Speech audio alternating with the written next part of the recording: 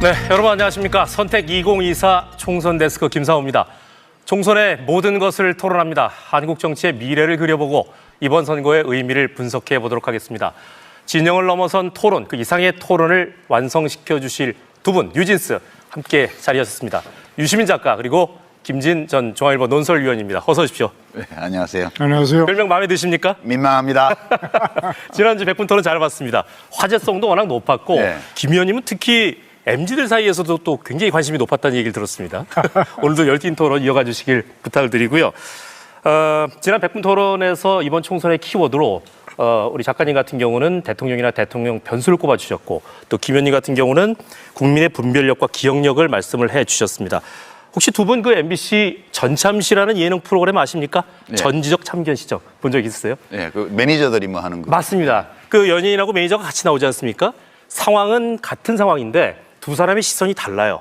그러다 보니까 결국은 나중에 소통을 통해서 두 사람의 간극을 좁히는데 지난주 두 분의 토론을 보다 보니까 마치 전참시를 보는 느낌이었어요. 대한민국이 놓여 있는 상황은 동일한데 그것을 어떻게 받아들이냐에 따라서 상황 인식은 전혀 다를 수 있구나 하는 생각을 했습니다.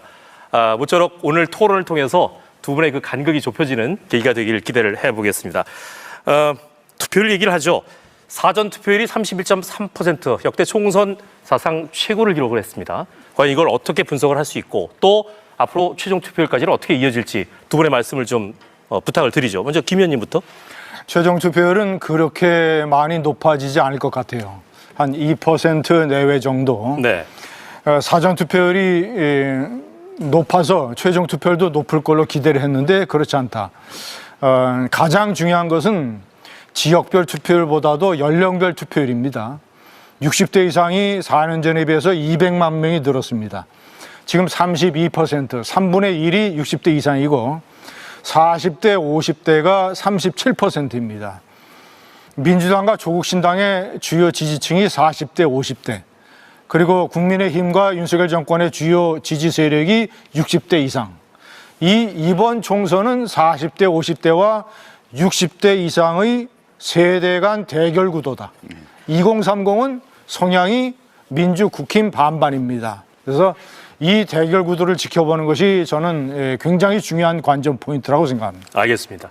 유 작가님은요? 예. 저는 뭐 세대별 투표율은 중앙선관위에서 나중에 데이터가 나와야 사후적으로 확인할 수 있죠. 네네. 현재로는 알 수 없고요. 네. 다만 이 데이터가 지금 오후 4시 현재 62.8% 전국 평균인데 그렇습니다. 4년 전 총선하고 시도별로 비교를 해보세요. 한번 네. 우리 시청자 여러분들이. 그러면 지역적으로 볼 때 그 국민의힘 강세 지역은 마이너스고요.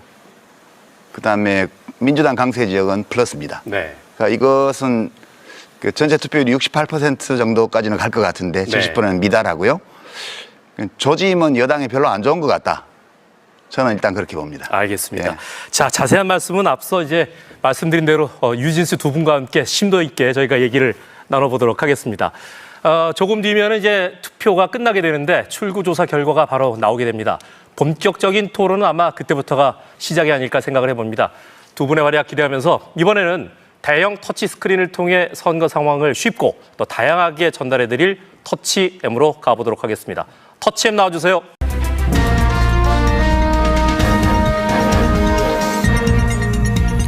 네, 이 시각 투표율 보고 왔습니다. 여기는 유시민 작가와 김지인 전 논설위원이 함께하는 총선 데스크입니다. 이제 투표 종료까지 한 10여 분을 남겨놓고 있습니다. 투표가 종료되자마자 6시 정각 방송 3사 출구조사 결과가 발표될 텐데 아무래도 예측하면 지난 21대 총선 당시에 우리 유 작가님의 예측을 저희가 빼놓을 수가 없을 텐데 혹시 이번에도 그런 예측을 좀 해보셨습니까? 판세 어떻게 보세요?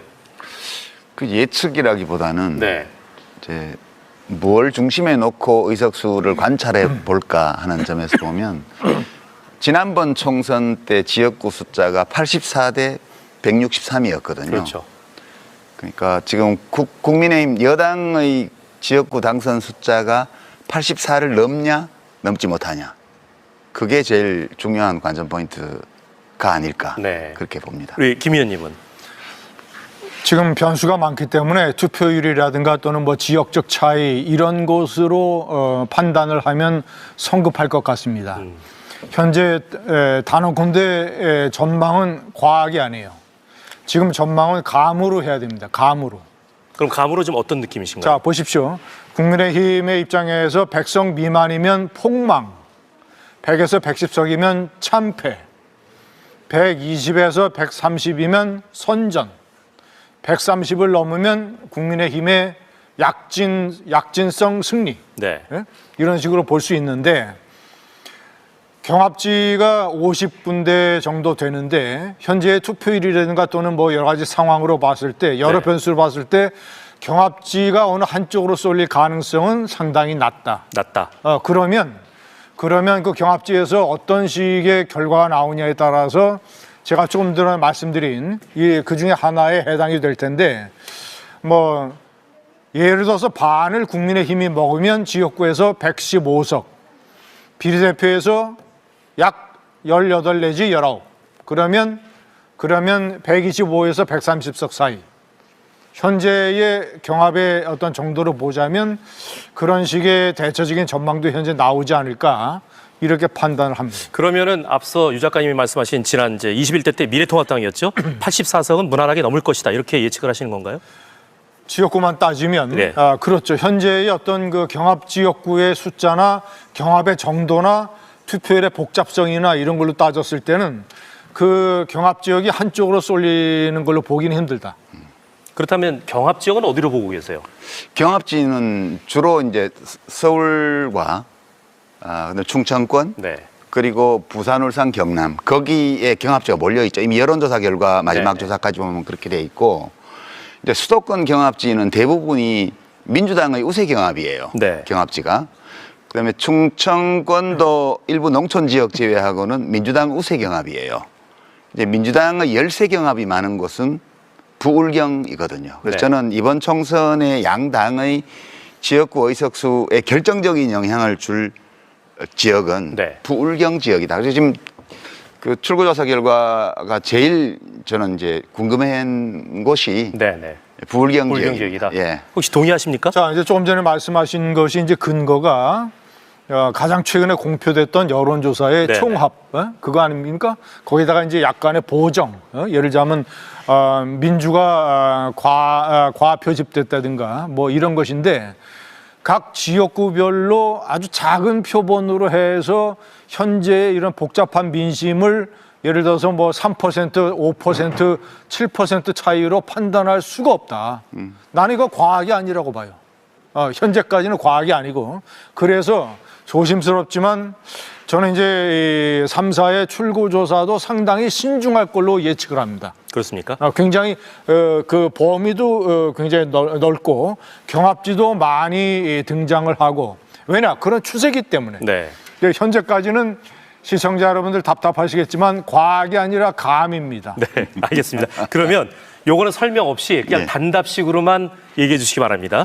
가장 지금 관심 있게 지켜보고 싶은 지역구 한 곳만 꼽아주세요. 예, 한 것만 꼽으면 동작을입니다. 동작을. 예. 또 김 인천 계양을. 인천 계양을. 알겠습니다.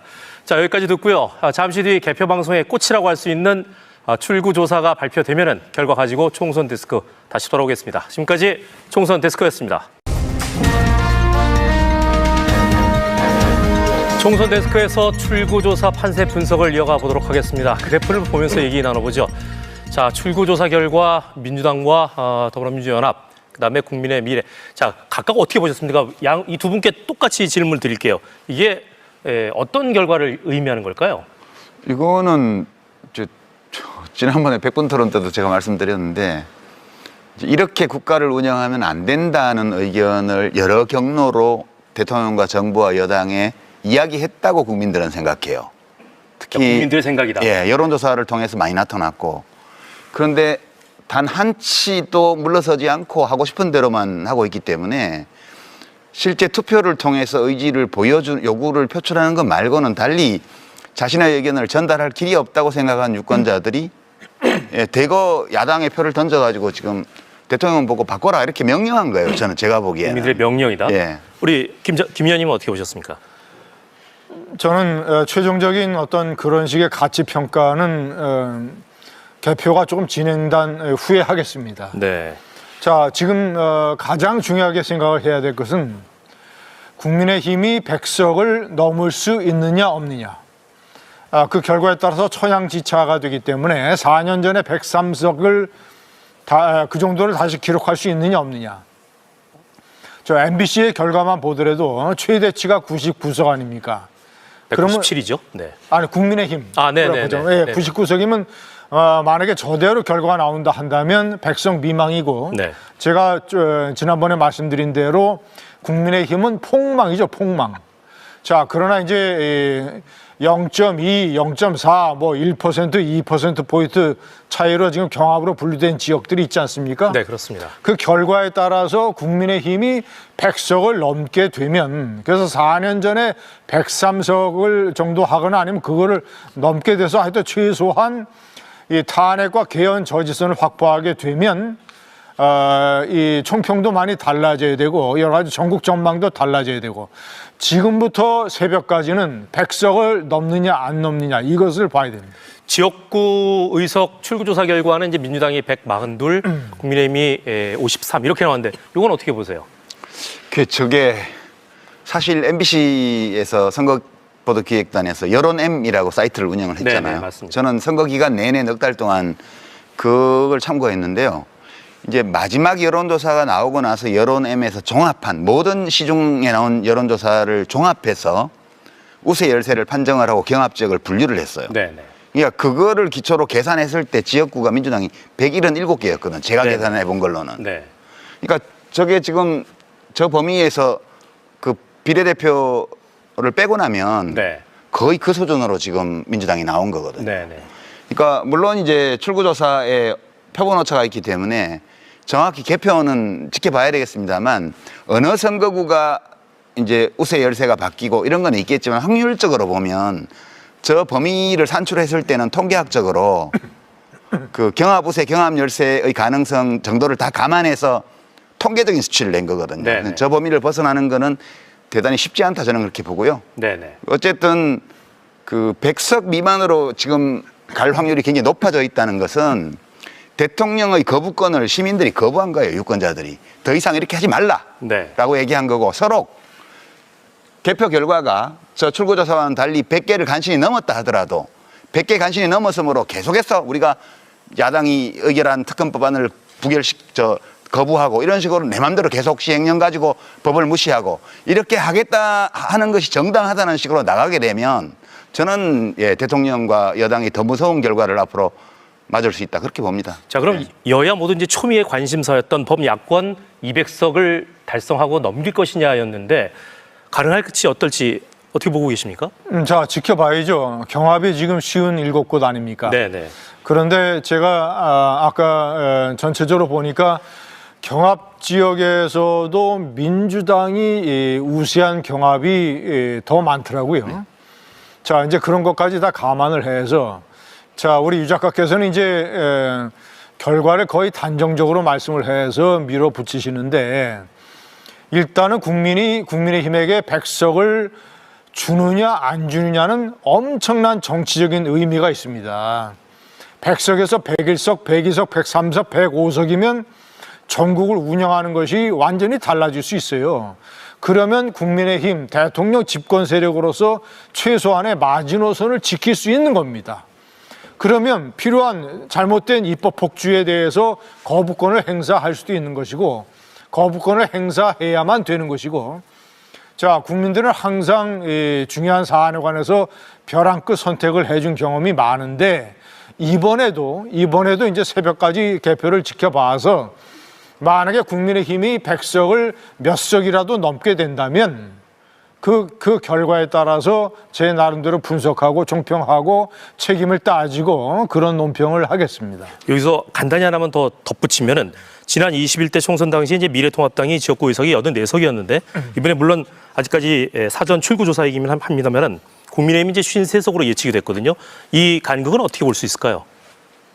그러니까 국민의힘이 자신들이 우세하다고 판단한 지역이 90곳, 가장 최근에 이제 국민의힘이 내세운 판세 분석이 경합이 50곳 아니었습니까? 네.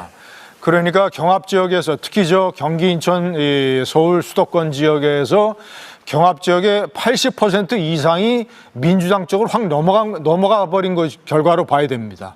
그리고 자신들이 우세라고 꼽았던 90곳 중에서도 거의 제가 봤을 때는 20 내지 30%가 넘어가 버렸어요. 알겠습니다. 그러면 국민의힘이 옳았던 거냐? 판세 분석이. 네. 어떤 변수로 이런 식의 국민의힘으로서는 충격적인 결과가 나왔는가? 자, 조금 더 이제 개표 상황을 봐야 될 것 같습니다. 알겠습니다. 근데 제가 한마디만 덧붙여도 될까요? 간단하게. 근데 김진애 의원님의 개인적인 의견이신데 네. 만약 정부 여당의 핵심 관계자들이 이런 태도를 갖고 있다 그러면 국가적으로 정말 큰 문제입니다. 비평가는 이렇게 말할 수 있지만 집권 세력의 책임자들은 이 결과를 보고 백석 넘기면 그래도 괜찮다는 말을 절대 해서는 안 된다. 그 점을 네. 좀 덧붙이고 거기에 싶어요. 대해서는 반론이- 네, 그거는 이제 잠시 후에 자, 다시 한번 잠시 후에. 이야기를 이어가죠. 네. 이제 투표가 마감이 됐고 곧 개표가 시작될 텐데 총선 데스크 열기도 지금 굉장히 뜨거워지고 있습니다. 지금까지 총선 데스크였습니다. K4M 보고 왔습니다. 다시 총선 데스크입니다. 조국 혁신당의 등장은 여야 보수 진보를 막론하고 이번 선거판의 큰 화두였습니다. 그렇다면 조국 혁신당의 등장은 어떤 의미이고 예측 결과는 무엇을 말하는지 분석을 해보겠습니다. 자, 조국 혁신당이 예상 의석이 이제 12석에서 14석입니다. 이건 어떤 의미일까요? 사실 이번 총선을 완전히 결판지은 존재가 조국 혁신당이죠. 결판지은 존재다. 완전히 결판지은 존재다. 왜냐하면 조금 전에 기자 리포트도 있었습니다마는 비례대표 투표에서 국민의힘이 민주당이 이 민주연합하고 조국혁신당을 합친 야권연합보다도 나은 곳이 딱 하나, 대구 경북밖에 없었어요. 그러니까 비례대표 결과로만 보자면 국민의힘이 완전히 TK당으로 전락한 겁니다. 그것만 보면.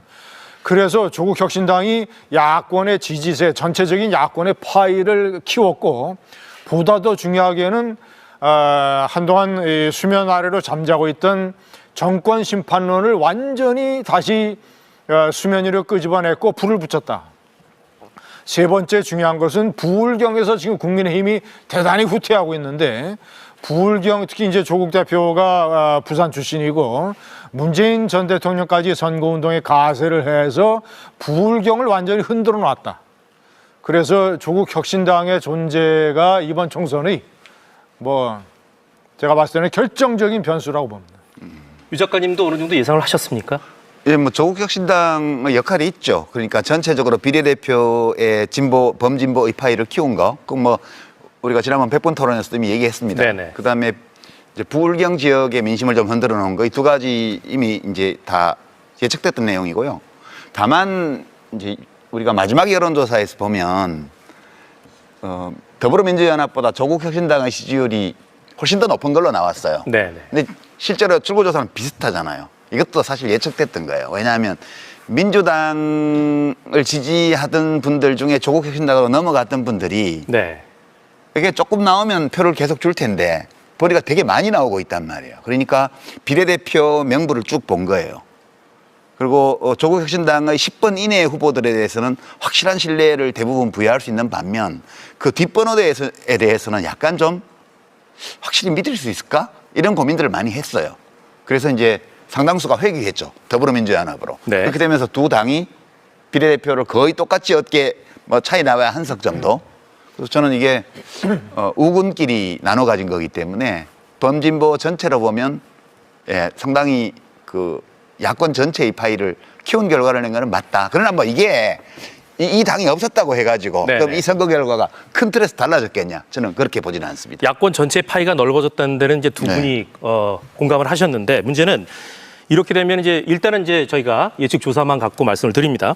원내 3당 가능성이 이제 높아진 상황에서 결국 민주당과의 연대 또 화합 이게 핵심 키워드가 될 텐데 어느 정도 가능성으로 예측하십니까? 그 한간에는 조국 혁신당이 200석을 넘기기 때문에 합치면 민주당하고 합치면 저대로 된다면 네네. 출구조사대로 된다면 그래서 캐스팅 보트라는 말을 쓰던데 그건 적절치 않아요. 적절치 않다. 예, 캐스팅 보트는 서로 대립하는 두 정당 사이에 있는 작은 정당이 사안에 따라서 이쪽 편을 들어주거나 저쪽 편을 들어주는 걸 보통 캐스팅 보트라고 네네. 그래요. 그런데 그 조국 혁신당은 민주당보다 더 왼쪽에 있어요.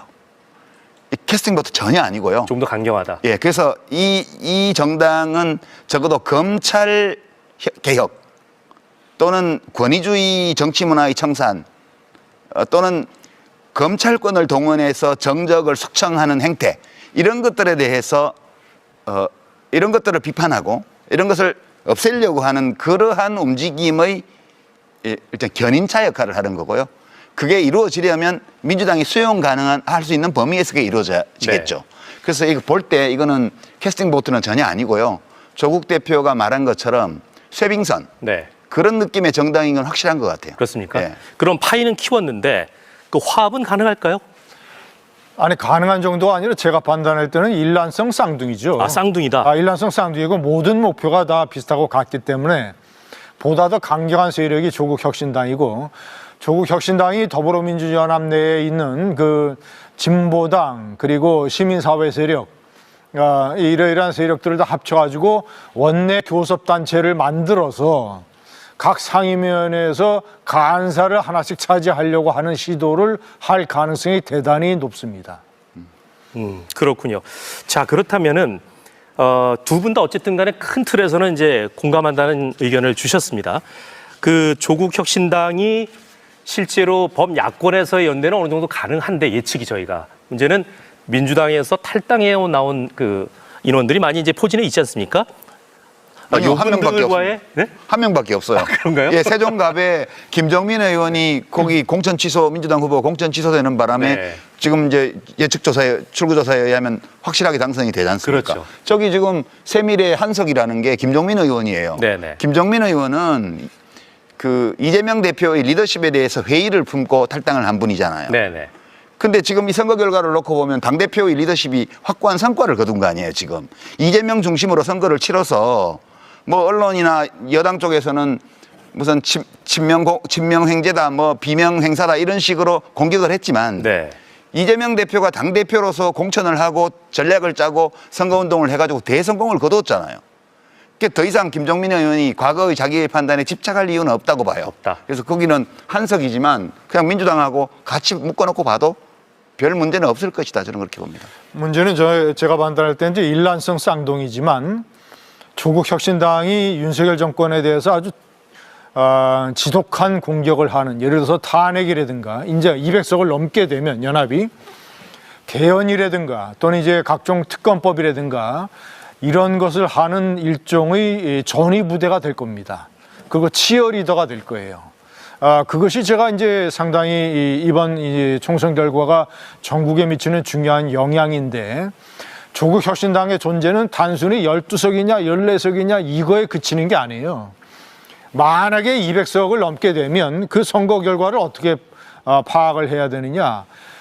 이 나라의 많은 유권자들이 조국이나 조국혁신당을 하나의 도구로 생각을 해서 그러니까 뭐 2심에서 징역 2년을 선고받고 6개월 안에 대법에서 확정돼서 감옥에 가는 사람인지 아닌지 이거 상관없다. 우리는 도덕성 상관없다.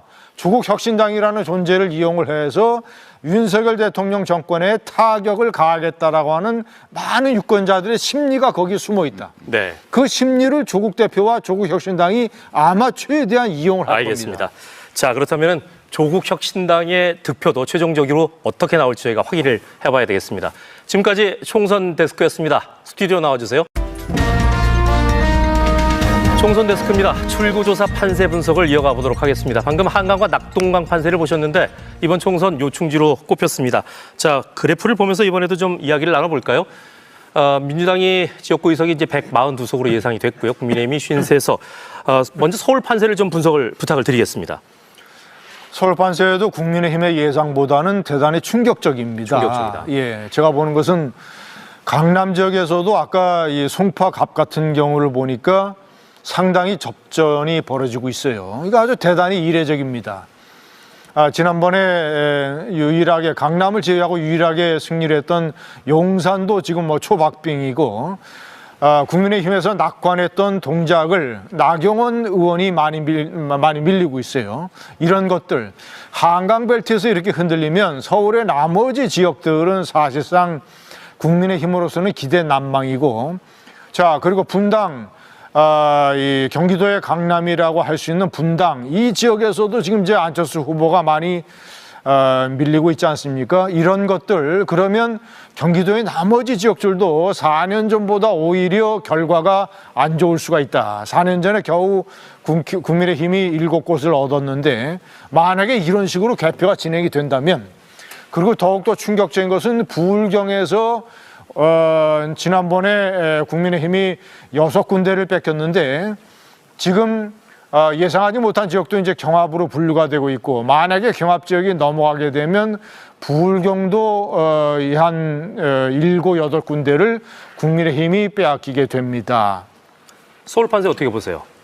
서울 판세는 지금 경합 지역이 한 10여 곳 있긴 한데 대부분의 지역이 민주당의 우세 경합이에요. 그래서 저기서 뭐 한두 군데가 더 나올 수는 있지만 많은 의석을 국민의힘이 얻기는 좀 어려울 것 같고요. 그러니까 한강벨트는 실제로 접전지가 아니었다. 그런 결론으로 가고요. 제일 치열하게 교전이 벌어진 곳은 낙동강벨트였어요. 지금 보면 이제 보통 10개를 낙동강벨트로 꼽는데 10개 선거구를 거기가 3대 2대 5입니다. 민주당 우세 3, 국민의힘 우세 2, 그리고 경합 5개예요. 네네. 이게 경합 5개에서 뭐 어떻게 발전 또 봐야 되겠고 낙동강에 좀 떨어진 지역들도 경합 지역들이 여러 군데 있습니다. 부울경이 전체적으로 낙동강 벨트에서 치열한 접전이 벌어졌는데 생각했던 것보다는 국민의힘이 잘 방어를 했습니다. 그러나 민주당이 지난번보다 줄어들 것 같지는 않고요. 네. 한 석을 늘리더라도 거기에서 늘릴 가능성이 더 많은 것 같습니다. 그렇게 해서 네. 보면 낙동강 전선에서도 조금은 밀렸다 국민의힘이. 지키긴 지켜냈는데. 네. 네. 실질적으로 낙동강 판세를 보면은 부산 같은 경우는 이제 부산을 입점으로 해서 서부 지역이 그 낙동강 벨트에 포함이 되거든요. 그렇다면은 부산 전체로 봤을 때는 좀 어떻습니까? 부산 전체도 예측지 못했던 경합 지역이 있습니다. 네. 그 사상구라든가 이런 네네. 물론 처음에는 민주당이 굉장히 밀렸지만요. 그리고 이제 지금 더 봐야 되겠지만 거제, 진해 이런 데들이요, 창원, 성산 이런 데들이 경합지로 돼 왔기 때문에 부울경 전체가 지난번 총선과 마찬가지로 많은 지역이 경합 지역이고 네. 이번에 이제 경남 지역에서도 민주당이 의석을 한 석이라도 늘릴 가능성이 더 많은 것 같습니다. 지난 21대 때 수도권 판세로 보면 그 당시에 민주당이 이제 103석 그리고 미래통합당이 16석이었는데 수도권 전체 판수로 봤을 때 그때도 역시 이번에 국민의힘이 뭔가 좀 보완하거나 회복할 수 있는 여지는 없을까요? 그거를 기대를 했었죠. 근데 지금 현재 진행되고 있는 개표 상황이라든가 출구 조사를 보면 국민의힘이 지금 100석 간들간들하게 된 가장 큰 이유가 서울, 경기, 인천에서 4년 전에 비해서 전혀 기력을 회복하지 못했다는 거예요. 네. 인천도 상황이 마찬가지고 경기는 더 안 좋습니다. 경기의 강남이라고 할 수 있는 분당 지역에서 지금 밀리고 있고 그리고 기대했던 무슨 뭐 반도체 벨트, 용인, 수원, 화성 이런 데서 거의 지금 전면적인 국민의힘이 후퇴를 하고 있어요. 네. 그래서 부울경에서는 아까 이제 우리 유 작가 설명이 있었지만 거기서는 크게 밀리는 것 같잖아요. 걱정을 했던 것이 부산의 동부 지역, 네. 부산의 강남이라고 할 수 있는 수영구와 해운대 같은데 이런 데에서 예상과 달리 선전을 하고 있다. 그래서 접전 지역을 부산의 서부 지역으로 몰아넣고 있다. 낙동강 전선에서 최대한 지금 국민의힘이 버티고 있는데 많은 기대를 했던 수도권에서 약진을 거의 못하고 있다. 네. 그래서 수도권의 어떤 이 대표적인 왜냐하면 경기 인천 같은 데는 지난 대통령 선거 때도 윤석열 후보가 5%포인트 차이나 졌거든요. 네. 그런 일종의 야심을 전혀 극복하지 못하고 있다. 네. 그 알겠습니다. 예측되던 그렇죠. 서울에서 몇 석을 국민의힘이 더 늘린다 하더라도 늘린 만큼 이상을 경기 인천에서 잃게 될 것이다. 알겠습니다. 그것이 비평가들의 예측이었거든요. 네, 지금까지 이제 주요 벨트에 대한 이야기를 좀 나눠봤고요. 잠시 뒤에는 양당을 대신해서 총선 현장 한복판에서 민심을 직접 체험한 두 분이 더 합류하게 됩니다. 네 분의 토론 기대하셔도 좋습니다. 지금까지 총선 데스크였습니다. 22대 총선 MBC 개표방송 선택 2024 여기는 다시 총선 데스크입니다. 앞서 예고해드린 대로 민주당, 국민의힘 각각 1선에서 선거를 지원한 두 분 합류하셨습니다. 먼저 윤희석 국민의힘 선임 대변인 나오셨고요. 어서 오십시오. 그리고 박성민 민주당 전 최고위원 자리하셨습니다. 어서 오십시오. 먼저 두 분께만 먼저 질문을 드리겠습니다. 출구 조사를 바라본 이 당 분위기 먼저 좀 전해주시기 바랍니다. 우리 윤 대변인부터 먼저. 출구조사 결과가 저희가 기대했던 것과 너무 좀 차이가 나서 굉장히 당혹스러운 입장이죠. 아직 개표가 아주 극초반기니까 조금 더 결과를 보면서 입장을 정리해야 하는 상황이긴 하지만 이 정도 차이가 났다는 것은 어느 정도 마지막 개표 결과까지 크게 바뀔 상황은 아닌 걸로 보여요. 그렇다면은 앞으로 어떻게 국회 운영을 해야 하느냐, 또 국정 운영을 책임진 여당이니까 앞으로 또 야당과의 관계를 정부 여당 이 정책 추진 과정에서 어떻게 해야 할지 고민을 시작해야 되는 시점이라고 봅니다. 혹시 그런 이야기들이 벌써부터 이렇게 좀 오고 가기도 했습니까? 그럴 시간은 아직 아니고요. 네. 제 나름대로 생각을 해보니 이제는 그럴 시간이 이제 왔고 네. 또 그것을 마냥 미루거나 그럴 상황은 아니다. 빨리 입장을 정리해서 앞으로의 일을 대비하는 그런 순서를 가져야 한다 이런 생각이 듭니다. 민주당 분위기는 어땠습니까? 뭐 화면으로도 많은 시청자분들께서 보셨겠지만 뭐 굉장히 기뻐하시는 분도 계셨고 그 과정 가운데서 좀 차분함을 유지하는 분도 계셨던 것 같은데요. 특히 지금 이재명 대표께서 어쨌든 접전지가 있는 만큼 끝까지 겸손한 마음으로 지켜봐야 된다라는 말씀을 하셨잖아요. 그만큼 기쁨이 있으면서도 끝까지 격전지를 지켜봐야 된다 이런 신중론도 같이 자리하는 것 같습니다. 네. 계속 좀 질문을 좀 이어서 드리겠는데 현장 유세를 다니다 보면 이제 민심을 좀 직접 느낄 수가 있잖아요. 혹시 이번에 현장 유세를 좀 지원을 다니면서 이번엔 좀 어렵겠다 혹은 이번엔 좀 가능성이 있지 않을까 이런 거 느낀 시점이 있었습니까? 제가 이제 주말에 이광재 후보님 유세를 지원을 갔다 왔습니다. 네. 거기가 분당 지역이잖아요. 그리고 안철수 후보라는 어떻게 보면 대권 주자와 함께 맞붙는 그런 싸움이었는데 굉장히 반응이 뜨거우신 거예요. 현장에서도 이광재 후보를 연호하는 그 목소리도 점점 커지고 네. 그리고 이광재 후보에 대한 기대감을 표출해 주시는 시민분들도 제가 많이 만났습니다. 그래서 사실 처음에 이광재 후보께서 그 지역에 가실 때에는 좀 어렵지 않을까라는 전망이 있었는데 이번에 정권 심판에 대한 열망이 워낙에 뜨겁고 그리고 집권 여당에 대한 실망감도 많이 표출됐던 선거인 만큼 이광재 후보께서 좋은 결과를 거두실 수 있지 않을까라는 개인적인 생각이 좀 들었습니다. 윤 대변인 좀 어떠셨어요? 직접 느끼신 바로는? 저도 경선을 치렀으니까 제 나름대로 일을 했었던 지역구가 있잖아요. 네. 좀 분위기가 그렇게 썩 좋지 않은 기분을 좀 느꼈습니다. 직접 그런 걸 느끼셨어요? 예, 그 4년 전 총선 때도 느꼈던 그 감이 있잖아요. 네. 제가 서울 강동구 갑에서 쭉 있었는데 그때 3.8% 졌었습니다, 본선에서. 근데 이번에는 그때보다도 조금 바닥 민심이 그렇게 우호적이지 않다는 주변 얘기를 많이 들었고 네. 제가 이렇게 유세 현장이나 이렇게 멀리서 봐도 그런 게 조금씩 느껴져서 이번 선거 특히 서울 한강벨트의 하나로 볼 수 있는 지역인데 선거 결과에 대해서 좀 우려를 많이 했었습니다. 그렇군요.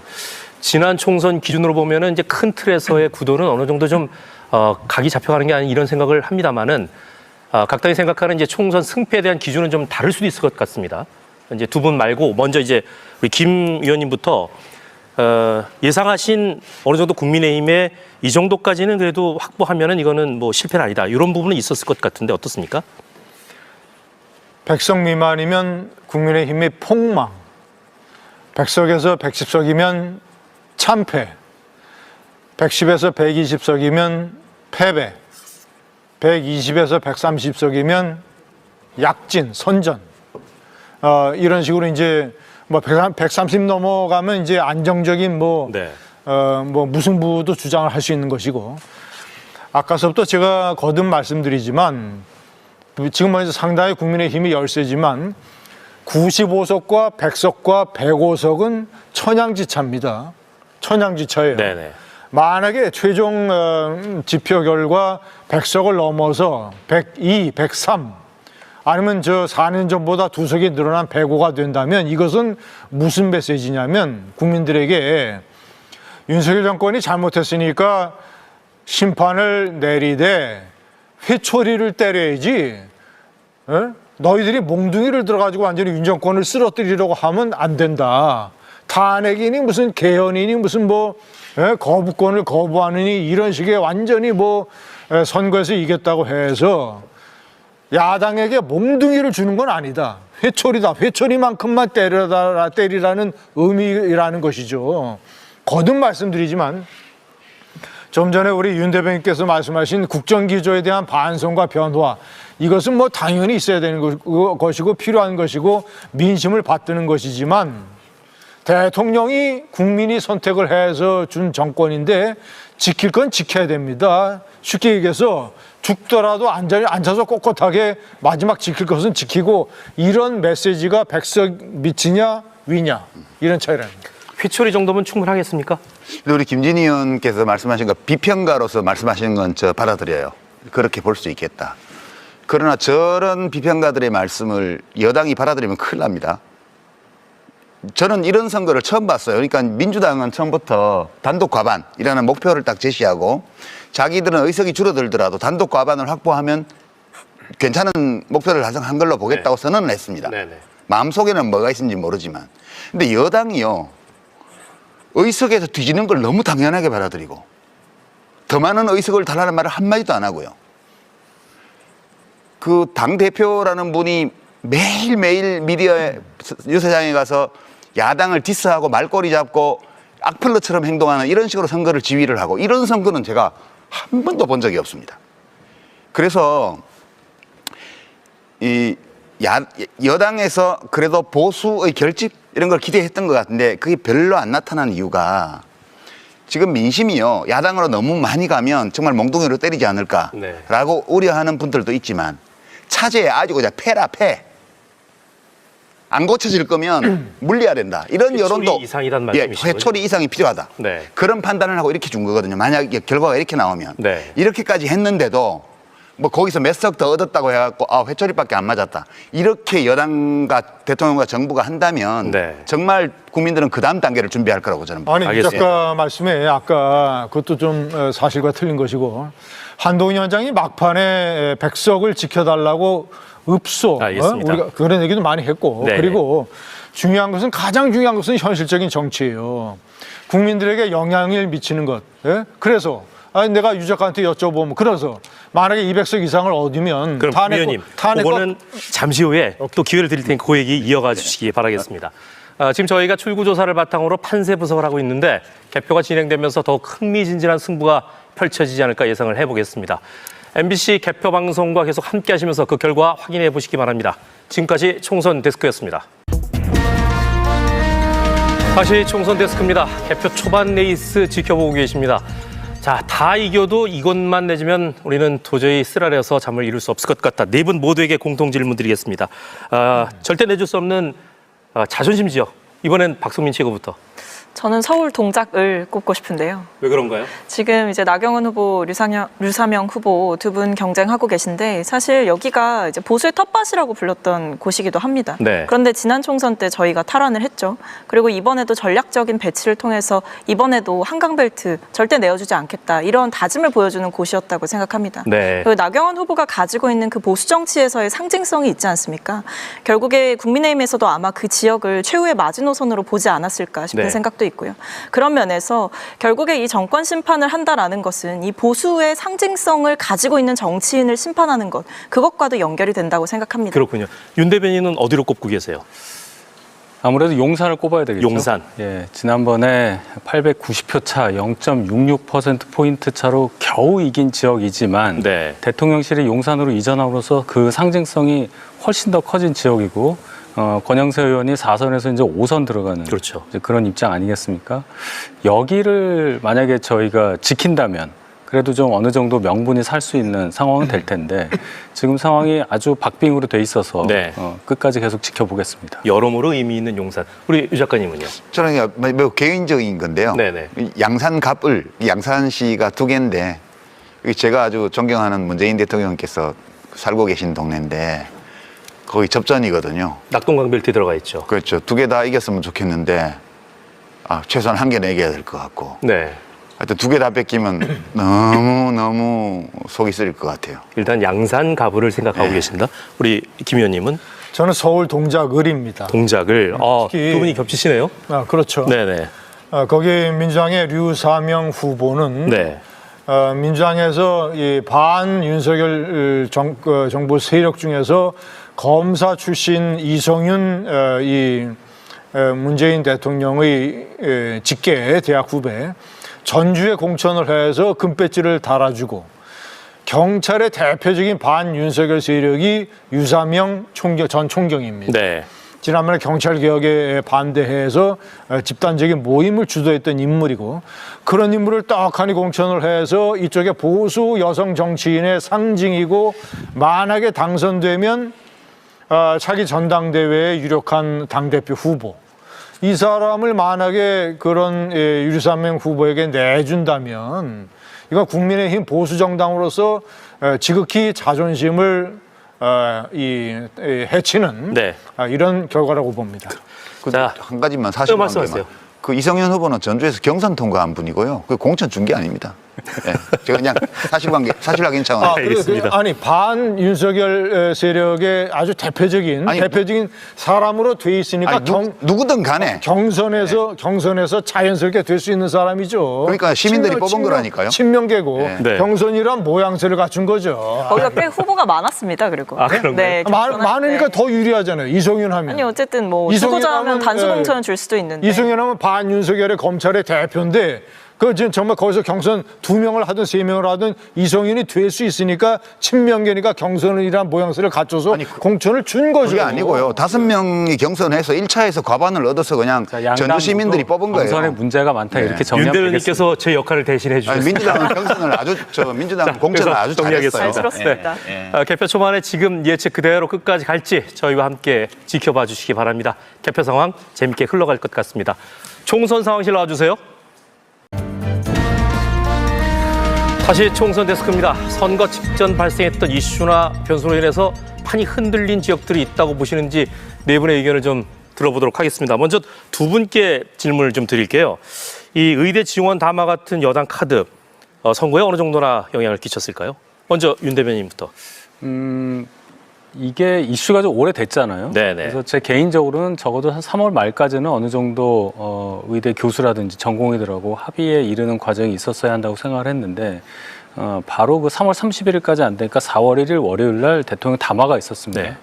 이 의대 정원 문제는 잘 아시다시피 2000년도 김대중 정권 때 의학분업 사태를 거치면서 의료계를 달래기 위해서 한 400명 정도 의대 정원을 감축한 그 여파 24년 동안 못 늘렸어요. 그렇죠. 그럼 한 10,000명 정도가 계속 누적돼서 줄어왔는데 그것을 해결을 지난 정권에서도 못했고 그래서 이번 정권 들어와서 해결하고자 하는 목적에서 출발한 건데 그동안 이 의료계와 정부의 갈등만 부각이 되다 보니까 저희 입장에서는 선거 치르기가 굉장히 어려운 상황이 있었죠. 그래도 대통령께서 그 담화를 통해서 그 사정을 한 50분 동안 길지만 설명을 잘 하셨다고 저는 생각하고 네. 또 거기에는 의료계의 어떤 의견을 받아들여서 2,000명 증원이라는 것에 대해서 유연하게 받아들일 수 있다. 뭔가 대화를 할 수 있다. 이런 의사표시도 했기 때문에 마지막에는 그래도 좀 전향적인 모습으로 인해서 국민들께 그 이슈 관련해서는 좋은 모습을 보였다. 이렇게 그런가요? 평가를 하고 싶습니다. 김 의원님은요? 저는 의료개혁 같은 이슈는 잘 다루면 윤석열 대통령과 국민의힘이 총선에서 커다란 이익을 볼 수 있는 이슈였는데 네네. 아쉽게도 제대로 다루지를 못했다. 네. 노무현 대통령이 취임 직후에 무슨 일을 했습니까? 검사와의 대화를 했잖아요. 네네. 뭐 비판하는 시각도 많았지만 어쨌거나 그런 형식 기준은 신선감도 있었고 뭔가 대통령이 국민들에게 얘기를 한다. 국민들이 궁금하게 생각하는 것을 예를 들어서 기자들이라든가 있던 대규모 제가 여러 차례 주장을 했던 대규모 무제한 기자회견을 해서 아니면 의료개혁 사태도 처음에 전공의들 대표와 대통령과 전공의들 간의 의대생들 간의 대화 네. 자리를 마련해서 네네.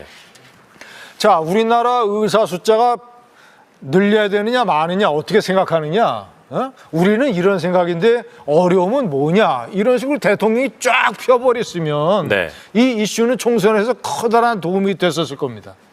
대국민 담화 잘했고 설득력 있는 것이지만 어쨌거나 그것은 원웨이 소통이에요. 네. 예?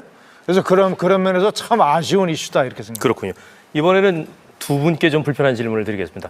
민주당 후보들 같은 경우는 이제 막판에 막말 논란 때문에 당내에서도 좀 여기 위기감이 고조됐다 이런 얘기를 좀 들었는데 그것에 대해서는 어떻게 생각? 이번에 이제 박성민 최고부터 먼저 답변을 좀 해주시기 바랍니다. 어떻게 보셨어요?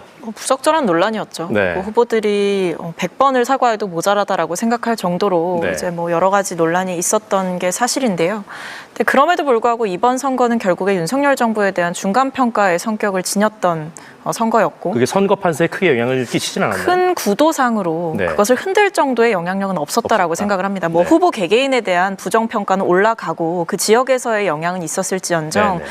이게 전체적으로 윤석열 정권을 심판해야 된다라는 그 심판 정서의 거대한 물결을 뒤집을 만큼의 이슈는 되지 못했던 것 같다. 왜냐하면 네. 그만큼 이제 최근에 윤석열 정권에서 특히 대통령께서 전면으로 나서면서 오히려 여당에는 좀 악재가 됐던 순간들이 있었거든요. 네. 대표적으로 방금 말씀하셨던 의료개혁 담화에서 보여주셨던 태도라든지 그 이전에 대파 875원이라는 발언이라든지 그 전에는 이종섭 호주 대사의 임명이라든지 이런 식의 3연속 실점이 있었기 때문에 정권 심판론이 가열되는 그 과정에 국민들께서는 이미 도달해 계셨다 이런 생각이 들었습니다. 우리 유 작가님은요?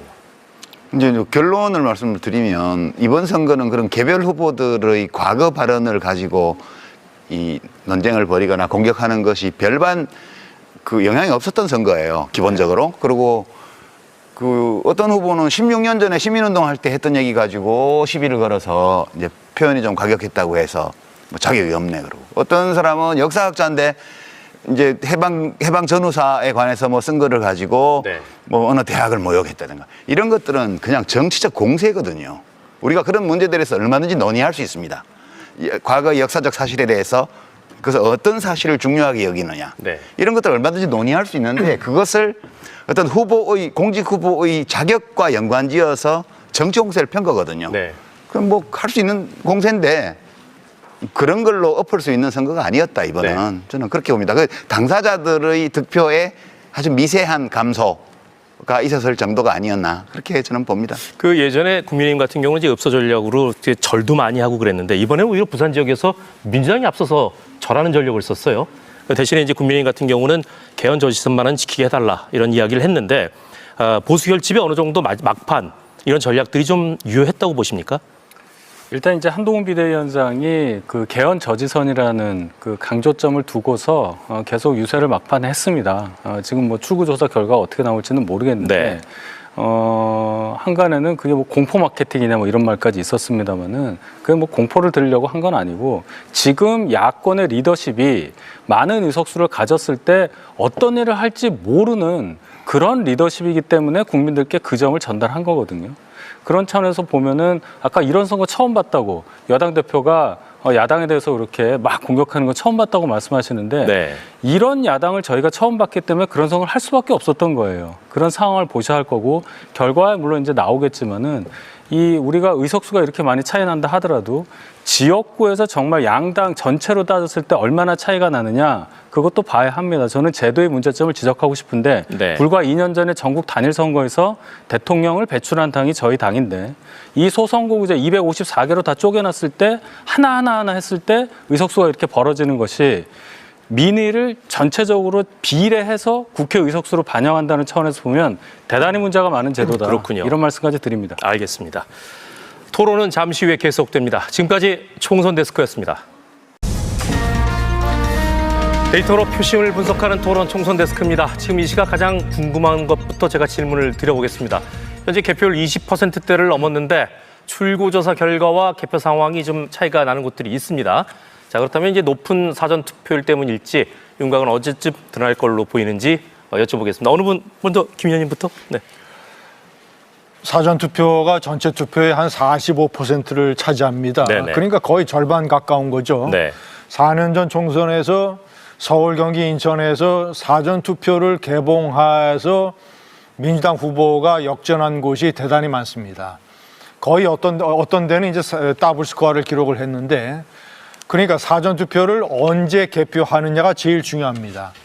그런데 여러 이제 소식통들의 얘기를 종합을 해보면 처음에 본투표함을 열어서 개표를 하고, 그리고 개표율이 한 30% 정도 지나면 사전투표가 이제 섞이기 시작하고, 지역구마다 사정은 좀 다른데 그래서 현재 개표가 한 30% 정도 진행이 됐는데 그렇다면 이 사전투표가 개표의 확률이 더 높아지게 점점 더 규모가 커지게 되면 국민의힘에 불리하는 상황이 전개될 것이다. 그렇군요. 그게 지금 현재 초미의 관심사입니다. 네. 아니 관심사가 아니고 그거는 4년 전 총선 때도 똑같은 현상이었거든요. 네. 그러니까 밤 10시쯤 돼서 이제 국민의힘당이 그 전신인 정당이 1위 하던 숫자가 100개 밑으로 내려갔고요. 심야로 가서 개표가 진행되면 진행될수록 경합 지역이 민주당 쪽으로 다 넘어오면서 네. 이제 83석으로 그때 84석인가요? 그렇게 지역구가 끝났거든요. 그럼 뭐- 지금 이 스토리도 네. 지금 100개 조금 넘는 곳에서 국민의힘이 앞서가고 있는데요. 이제 시간 문제입니다. 데이터를 보면서 좀 얘기를 나눠볼까요? 이 거대 양당 지지자들의 표심은 이제 과연 비례투표에서는 어떻게 흘러갔을지. 먼저 이제 조국혁신당, 이 더불어민주당과의 비례위성 정당인 더불어민주연합보다는 더 많은 득표를 얻지는 못했습니다만은 비례정당 투표 경향은 이제 확연히 나뉘었습니다. 자, 박소민 최고 보시기에는 이 경향 어떻게 분석하세요? 아무래도 이제 선명한 정권 심판론을 내세웠던 만큼 네. 조국 혁신당의 약진이 두드러졌던 것 같고요.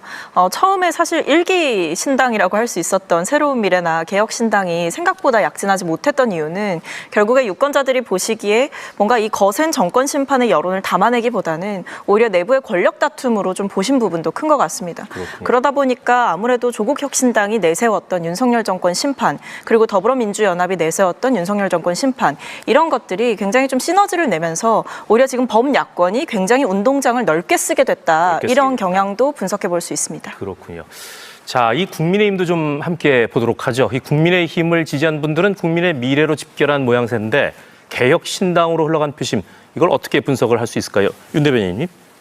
네, 지금 데이터가 나오네요. 네네. 개혁신당 쪽으로는 이제 3.6% 정도가 간 거고 그렇습니다. 국민의 미래로 거의 뭐 80% 가까이로 옮겨간 걸로 보입니다. 그렇다면은 민주당하고는 달리 국민의힘의 위성정당 국민의 미래는 국민의힘의 지지층을 거의 다 흡수했다고 볼 수 있는데 저게 좀 더 높았어야죠. 솔직히 말씀드리면 저희는 더불어민주당처럼 전혀 정치색이 다른 분들까지 대선을 염두에 뒀는지는 모르지만 포섭을 해서 당을 같이 하는 그런 일은 하지 않았거든요. 네. 그런 면에서는 저 수치가 적어도 90% 넘는 그런 수치로 올라갔었어야 더 좋은 결과가 났을 텐데 네. 한 20% 정도 빠지는 부분이 좀 아쉽습니다.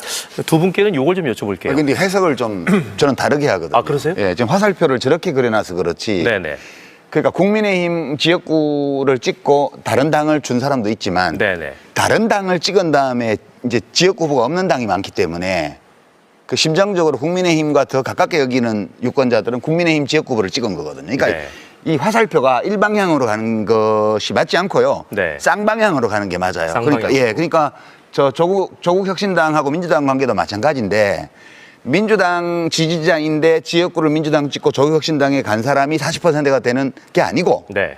그런 사람도 있지만 그냥 비례를 조국 혁신당을 찍고 지역구는 없기 때문에 후보가 민주당을 찍어준 유권자도 있는 거죠. 그러니까 네. 이 화살표를 저렇게 그려놓으면 마치 두 당을 지지하는 유권자만 있는데 그게 쪼개진 것처럼 이렇게 네. 착각을 유발할 수 있습니다. 실제로는 오가는 거거든요. 네네. 그래서 이 데이터를 평가할 때는 시민들의 정당에 대한 욕구가 굉장히 복잡하다는 거, 그런 점을 염두에 두고 정당들이 좀 앞으로 정책을 개발하거나 정치를 할 때 마음을 좀 써야 된다. 그러니까 그렇게 저 생각해요. 화살표 방향을 가지고 이렇게까지 해석할 정도로 이상한 제도를 계속 유지하고 있는 민주당의 속셈이 나온 거 아니겠어요? 저 민주당 아닌데. 그러니까 박소민 씨 이거 답하셔야 될 것 같은데. 아니 뭐 지금 개표 방송하는 중에 속셈이다 뭐 이렇게 말씀하시는데 저는 이제 유권자들의 평가를 정확하게 오늘 직시하셨으면 좋겠다 이런 말씀을 드리고요. 결국에 처음에 조국혁신당 출범할 때 특히 국민의힘에서 굉장히 비난하고 이제 조국혁신당의 약진을 사실은 정치권에 있는 분들이 많이 예상하지 못하지 않았습니까? 네. 그런데 방금 유시민 장관님께서 말씀해주신 대로 이게 조국혁신당을 찍으러 가서 이제 뭐 민주당에 투표하는 그런 경향 가능성도 있었다라는 게 실제로 분석이 되고 있거든요. 그렇군요. 그것만 보더라도 이번 선거에서 얼마나 윤석열 정권에 대한 분노가 컸는지 이 부분에도 우리가 좀 더 주목해 봐야 된다. 그것이 정치권에서 먼저 해야 될 태도다. 이렇게 생각합니다. 자, 저 부조에서 분노가 네. 모든 것을 다 설명을 해주지는 못할 것입니다. 알겠습니다. 이번 선거는 뭐 4년 전 네. 선거만큼 기가 막히게 이상한 선거고 예.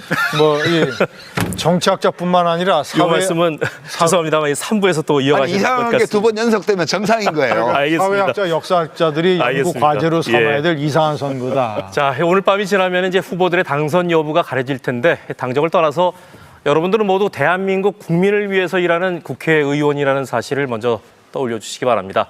이어지는 MBC 개표방송 선택 2024 3부는 총선 데스크부터 이 백분 토론 진행자인 정준희 교수가 바톤을 이어받도록 하겠습니다. 계속 함께해 주시기 바랍니다. 지금까지 총선 데스크였습니다.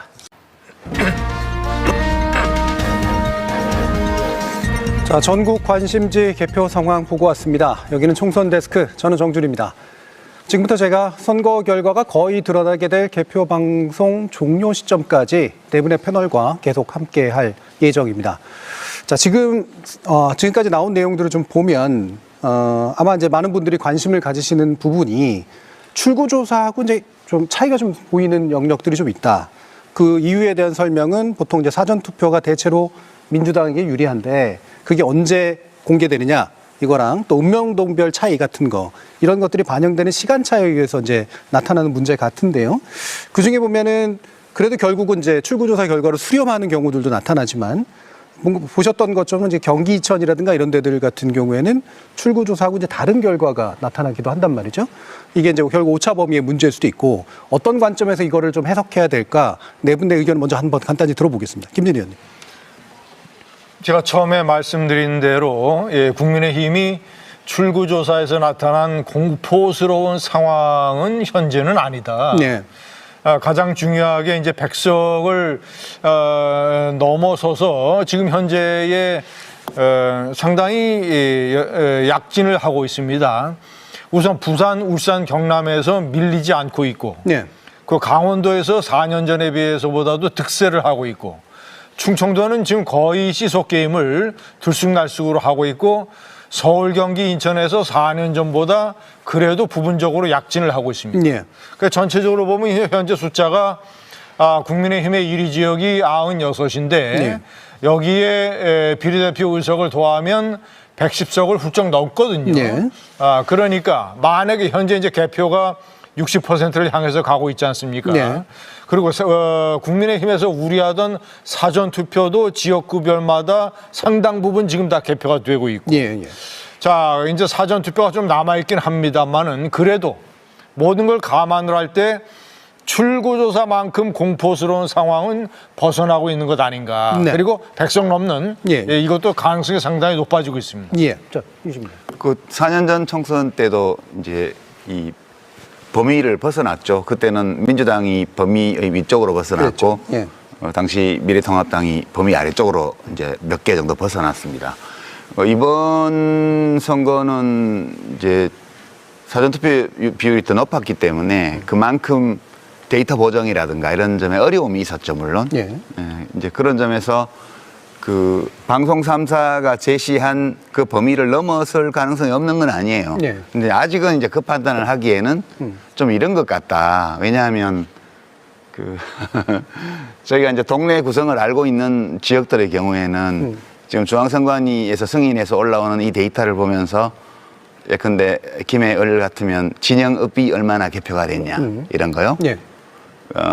뭐 춘천 같으면 퇴계동이 얼마나 개표가 됐냐 이렇게 그 울산 울주군 같으면 반송 쪽이 얼마나 개표됐냐 이제 이런 정보들이 없기 때문에 그냥 현상적으로 이렇게 그 접전처럼 보이는 지역이 많은 거예요. 그렇죠. 예. 근데 저거는 시간이 지나가면서 그 얼마나 더 줄어들지는 구체적 개표상을 봐야 알 수 있어요. 그래서 성급하게 여기서 이제 벗어났다 안 벗어났다 이렇게 말하기는 좀 어렵고요. 좀 오차는 있을 수 있겠지만 대체로 개표 결과는 출구조사 결과에 수렴하고. 가까이 가는 중이다. 예. 저는 그렇게 보고 있습니다. 아직 판단하기엔 좀 이른 것 같아요. 네. 예. 뭐 당연히 판단하기 이른 것 같고요. 좀 이따가 막 시간이 지나면서 점점 말씀이 나올 텐데 박성민 최고위원 어떻게 해석하세요? 그러니까 아무래도 이번에 이제 사전 투표율이 역대 최고였다 보니까 말씀해주신 대로 출구조사가 어디까지 정확하게 맞출 수 있느냐 사실은 좀 한계가 있는 것 같다. 이 부분은 솔직하게 인정을 해야 될 것 같고요. 다만 이제 지금까지는 지역별로 사전 투표의 개표 정도가 다 다른 상황이기 때문에 저 역시도 지금 여기서 어떻게 단정해서 말씀드리기는 좀 어려운 상황인 것 같습니다. 하지만 아직까지는 그래도 접전지들이 남아 있고 이 접전지들에서 사전 투표 개표 결과나 이런 것들에 따라서 충분히 막판까지도 추격할 수 있거나 뒤집을 수 있는 여지들이 있기 때문에 저는 격전지들 중심, 특히 수도권에서 뭐 동작을이라던가 용산이라던가 이런 어떻게 보면 보수에서 마지노선으로 잡고 있는 그런 지역들에 우리가 조금 더 주목해서 끝까지 분석해봐야 되지 않을까 싶습니다. 예, 그 집전지. 박성민 최고 말씀하시는 동안 2개 내려갔어요. 국민의힘. 예, 실제로 이제 아마 실시간으로 이제 바뀌고 있긴 합니다만은 어떠십니까, 윤석 대변인? 저희가 뭐 내려간 것만 말씀하시는데 올라갔은 적도 있어요, 방금 전에. 그러니까 어차피 출구조사는 통계적 예측치 아니겠습니까? 그게 뭐 한 자리 숫자, 그냥 딱 한 숫자로 나오지가 않잖아요. 범위를 주는 이유가 그 오차 범위가 있기 때문에 어느 정도 수렴할 수 있는 가능성을 두고 있죠. 안전장치를 걸은 거예요. 근데 지금 우리 김진 의원께서 말씀하셨지만 그 저희가 정말 그 비극적인 결과로 생각하는 100석 이하 개헌선이 무너지는 것까지는 그렇게까지 나쁜 결과를 보지는 않습니다. 지금 저 정도 보면 한 60% 정도 개표됐는데 지역구에서 90개 넘게 현재 1위를 달리고 있다고 하면 비례대표 의석수 아무리 적게 잡아야 뭐 15석, 16석 정도 되기 때문에 한 110석 정도는 확보할 수 있다. 지금 현재 저희의 의석수가 114개입니다.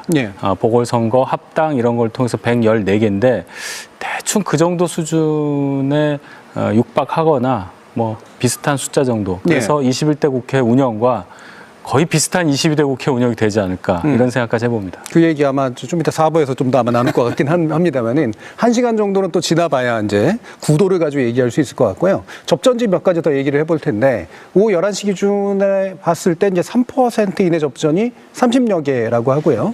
5% 이내 접전이 이제 50여 개라고 합니다. 이 수치 자체는 이제 아마 출구조사에 나왔던 접전지보다 살짝 더 많은 듯한 이제 그 수치이긴 한데 이건 언제든 바뀔 수 있는 거기 때문에요. 아까 이제 박성민 최고위원 말씀 주신 내용 가운데 이제 보수의 마지노선이라고 볼 수 있는 이런 부분들이 굉장히 주목된다라고 얘기하셨잖아요. 좀 더 얘기 들어볼까요? 그러니까 지금 대표적으로는 이제 나경원 의원이 전 의원이시죠. 전 의원이 다시 국회에 입성하느냐 이 부분이 좀 주목되는 포인트죠. 특히 동작을 같은 경우에는 지난번 총선 때는 민주당이 가져왔던 지역입니다. 그러나 보수에서는 좀 전통적으로 텃밭이라고 봤던 지역이고요. 지금 굉장한 좀 경합지로 분류되고 있는 상황이고 이 외에도 지금 이광재 의원과 안철수 의원 간에 지금 경합이 벌어지고 있는 분당갑 이런 지역들도 좀 주목해 볼 만한 것 같고요. 여기도 계속 수치가 좀 엎치락뒤치락 하고 있는 것 같고 아직 개표가 진행 중이다 보니까 마지막까지 좀 지켜봐야 된다 이런 곳인 것 같고요. 특히 용산이 사실 이번 총선은 저는 굉장한 정치적인 상징성을 지니고 있는 지역입니다. 민주당 역시도 처음 유세의 시작과 끝을 용산에서 했을 만큼 정권 심판론의 대표적인 지역이자 사실은 굉장히 우리가 가슴 아파했던 이태원 참사가 일어났던 지역이기도 하지 않습니까? 그래서 이 지역에서 과연 보수의 손을 유권자들께서 한 번 더 들어주실 것이냐. 전 여기에 조금 더 주목을 하고 있는 상황인데 아무래도 이게 출구조사에서 나왔던 그 전망과 지금 개표 상황이 다르게 흘러가고 있는 지역들이 나타나고 있는 상황이다 보니까 긴장을 늦출 수는 없는 상황이다. 이렇게 말씀 중에 보면 이제 동작을 같은 경우가 반대로 이제 지금 일단은 집계되고 있는 그런 상황이긴 하고요. 제가 좀 보충해도 될까요? 네. 저 개인적인 견해인데 이제 물론 어떤 정치인이 원내 입성하느냐 못하느냐에 따라서 향후에 정당 안에서 이제 세력 관계의 변화나 이런 게 있을 수 있죠. 근데 이제 국정 운영 전반을 이렇게 본다면 제가 느끼기에는 지난번 총선 때 얻었던 104석 그걸 넘어가면 그냥 이겼다고 선언할 것 같아요. 이 여권에서는. 근데 그 얘기는 지금 국가의 상태, 정치의 상태, 국정 운영의 상태, 여야 관계 이런 것들이 하나도 안 바뀐다는 뜻입니다. 앞으로. 바뀔 여지가 없어요. 그러니까 우리가 지난 2년간 봤던 여야 간의 극한 대결과 검찰권을 동원한 야당에 대한 박해와 야당의 죽기 살기식 저항과 법안 의결과 거부권 발동과 이런 것들이 계속될 거예요. 제가 보기에는. 이제 그렇게 보이고요. 그다음에 만약 100석 밑으로 내려간다면 거부권이 무력화되는 거기 때문에 중대한 국정 운영의 변화를 강요당하게 됩니다. 여권이. 그래서 제가 관심이 있는 것은 숫자예요, 오로지. 누가 당선되고 안 되고 어느 지역에서 어느 당이 이기냐는 별로 중요하지 않다. 지금은. 오로지 숫자만이 지금 국정 운영과 관련해서는 매우 중요한 의미를 가진다. 이 점에서 박진희 의원님하고 저하고 김진희 의원님하고 의견이 일치하는 것 같아요. 동의하기 아니, 의견이 별로 일치하지 않는 것 같고요. 네. 숫자가 중요하다는 일치하지 않습니다. 그렇죠. 제가 아까부터 계속 주장을 하는 게 그리고 우리 유 작가께서 좀 성급하게 단정을 하시는데 만약에 4년 전에 103석 정도 수준으로 결과가 나오면 국민의힘에서 이 선거를 패배 내지는 참패로 규정을 할 겁니다. 일단 그렇게 규정을 하지 무슨 아까 승리 그 정도면 문제 없다 이렇게 하진 않는다. 문제 없다. 그거는 국민의힘의 어떤 인식을 아주 오판을 하시는 안 거고. 그러면 다행이고요. 아니 아주 오판을 하시는 거고 일단 100에서 110석 사이 제가 내리는 기준으로는 그리고 이제 제가 공감을 느끼는 기준으로는 100에서 110석 사이는 국민의힘의 참패. 그리고 110에서 120은 패배. 120 이상이 약진 내지는 선전 이거란 말이에요. 그건 아까 말씀드렸던 제일 중요하니까 그런데 국가적으로 봤을 때 대단히 다행스러운 것은 이 정도의 추세로 봤을 때는 개표 진행률로 봤을 때는 100석을 개헌 저지선 내지는 마지노선 100석을 넘어서 어느 정도 회복을 할 수 있는 가능성이 높아지고 있다. 알겠습니다. 그러니까 패배나 참패나 이렇게 해석될 수는 당연히 있을 거지만 그런데 그거하고 다른 문제라는 거죠. 앞으로 그걸 가지고 국정 기조를 어떻게 바꾸느냐는 완전히 또 별개의 문제고요. 윤혜석 대변인. 그러니까 100석이 넘느냐 안 넘느냐를 가지고 지금 얘기하는 것은 한 번도 그런 적이 없었기 때문에 그 이후에 나타날 수 있는 혁명적 변화를 예상하는 가운데 나오는 여러 가지 해석들 때문에 지금 이 얘기를 하는 거고요. 지금 볼 때는 100석은 넘길 것 같다는 얘기를 하는 거고 여당이 선거를 해서 가장 적게 얻은 득표 의석 수가 제 기억에 2000년도 김대중 정권 때 115석 했던 것으로 기억을 하는데 한 가지 다른 점은 저희 당이 그때 과반을 못했어요. 자민련도 있고 여러 가지 해서 그래서 그나마 이제 갔는데 이번에는 저희가 100석을 넘긴다 하더라도 또 민주당이 굉장히 단독 과반을 할 가능성이 높아지기 때문에 거기에 대해서 우려를 하는 겁니다. 그런데 거기다가 대고 103석 지난번 의석수보다 넘는다고 해서 승리를 저희가 선언할 것 같다느니 그 이후에도 국정 운영이 안 바뀔 것 같다느니 그런 유 작가님 생각은 상당히 유감스럽습니다. 바로 한번 들어보죠. 만약 제 판단이 틀렸다면 저는 굉장히 국민들 입장에서 볼 때 다행스러울 거라고 생각해요. 근데 그래 줬으면 좋겠고. 다행스럽습니다. 근데 안 그럴 것 같다는 불안감이 자꾸 들어요. 아마 이렇게 만약에 이제 패배를 하고 났을 때 가장 위험한 게 뭐냐면요. 국민의힘 내부에서 지지층이 덜 결집해서 졌다 이런 얘기가 나오는 순간 국정 운영 기조에 대한 근본적인 변화를 요구하려는 움직임이라던가 당정 관계에 대한 근본적 변화를 요구하려는 움직임이 아예 사라질 수가 있기 때문에 오히려 애매한 수치가 나왔을 때 보수의 개편이나 이런 것들이 더 불가능해질 수 있다 이런 생각도 듭니다. 그 애매한 수치라는 부분에 대해서 다시 윤 대변인 그것은 저희의 몫이에요. 이 숫자에 대한 해석 그리고 이 숫자에 대해서 저희가 느끼는 여러 가지를 통해서 국정 운영이라든지 국회 운영에 있어서 변화를 줄 거냐 말 거냐는 앞으로 이제 빨리 결정해야 되겠지만 저희의 몫이지 그것을 야당 쪽에서 해석을 하면서 단정을 짓는다든지 그러는 것은 지금 상황에서 결코 논리적이지 않다고 저는 봅니다. 제가 쓸데없는 이야기를 했다면 저는 굉장히 다행이라고 생각해요. 좀 안심이 되네요.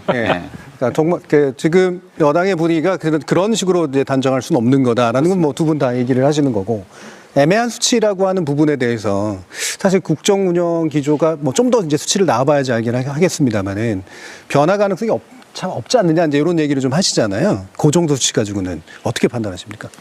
우선 변화할 수 있는 것과 변화할 수 없는 것을 구분을 해야 됩니다.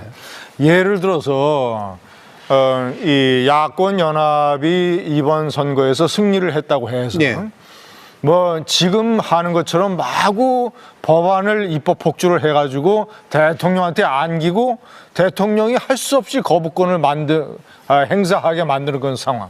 그런 상황에서는 대통령이 절대로 밀리지 않을 거예요.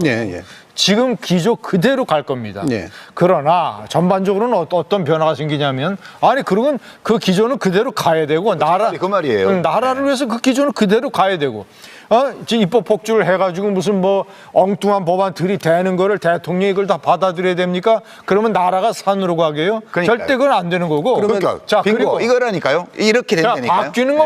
바뀌는 건 뭐냐면 이제 이 선거 패배에 관한 원인 분석과 대책을 이제 이 차기 전당대회에서 출마한 후보들이 대거 내놓을 거 아닙니까? 네. 거기서 분출할 수 있는 제가 볼 때는 가장 큰 이 비판의 화살이 대통령과 용산으로 갈 겁니다. 예. 대통령, 많은 유권자가 비판을 하는 대통령의 오만과 불통이 전당대회에서 상당히 중요한 이슈가 될 거예요. 예. 그러면 대통령이 지금보다 100은 아니더라도 50 정도는 바꿀 겁니다. 예. 그러면 그 국정운영 규제의 변화의 주된 축은 야당이 좀 더 설득력 있게 타협을 하고 또는 공격다구를 이제 병행하면서 할 때일지 아니면 합리적인 주장을 해야 될 때지. 예. 예? 일부에서 얘기하는 것처럼 무슨 뭐 특검법 가지고 대통령을 시험하려고 들고 예. 뭐 말도 안 되는 법안 앵기고 말이죠. 예.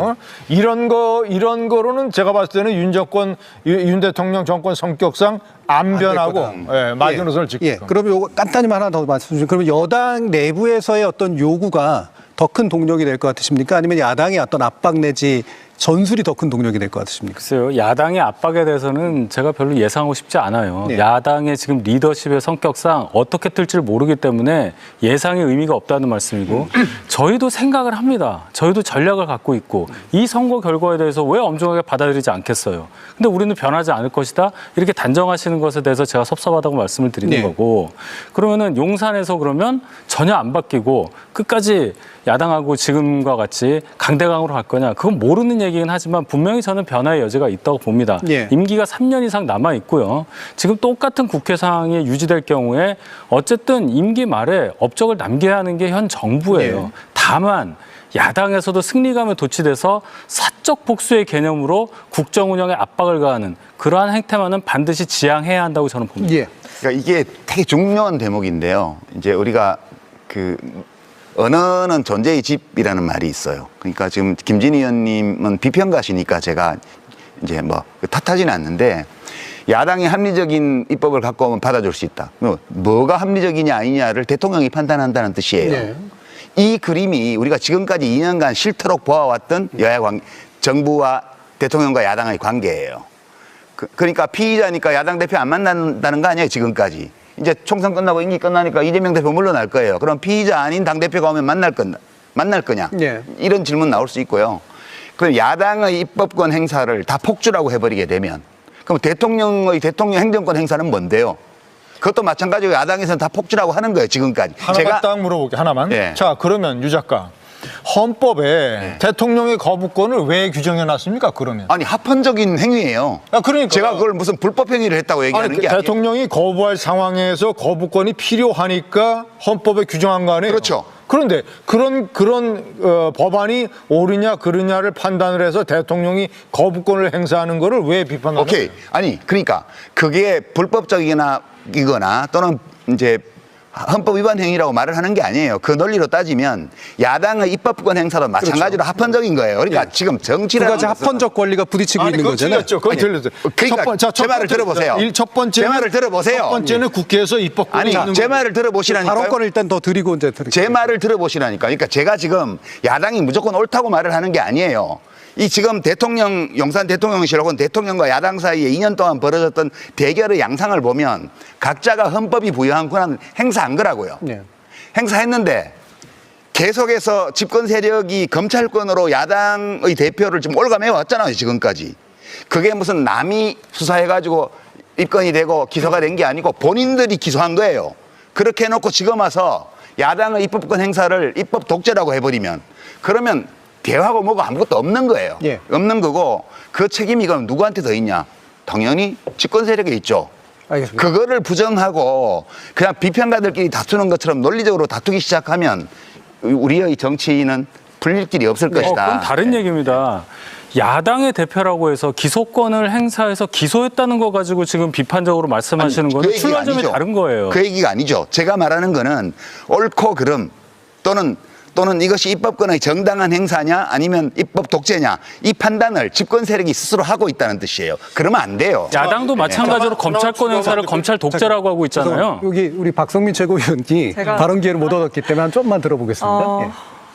간단하게 말씀드릴게요. 일단 저는 윤석열 대통령이 지난 2년간 정치를 멸종시켰다고 생각하고요. 그리고 동의합니다. 네, 두 번째로 거부권, 그러니까 입법 폭주라고 늘 말씀을 하시는데요. 그만큼의 의석수를 주신 것도 국민이고요. 그리고 지금 이 우리가 개표 방송을 하고 있지만 지난 2년간 거부권을 계속해서 이렇게까지 사용한 대통령을 향해서 그런 대통령의 거부권을 거부한 것도 국민의 민심이라는 거 네. 저는 국민의힘이 알아들어야 된다고 생각하고요. 대통령이 아셔야 된다고 생각하고요. 그리고 사실 뭐 피의자이기 때문에 뭐 야당 대표를 만나지 않았고 대화를 사실상 실종시키지 않았습니까? 근데 그 논리는 이미 본인 스스로 무너뜨리신 게요. 최상병 사망 사건의 외압의 핵심 피의자인 사람을 호주 대사로 임명한 게 대통령 본인입니다. 저는 그렇기 때문에 대통령이 그동안 지난 2년간 보여주신 건 결국 자기 모순이었고 자기 부정이었고요. 여기에 대해서 국민들이 명확하게 냉정하게 판단하신 게 저는 이번 총선의 결과라고 생각하기 때문에 앞으로 만약에 지난 2년간처럼 또는 지난 2년간의 폐쇄성을 강화하는 방식으로 정치를 한다?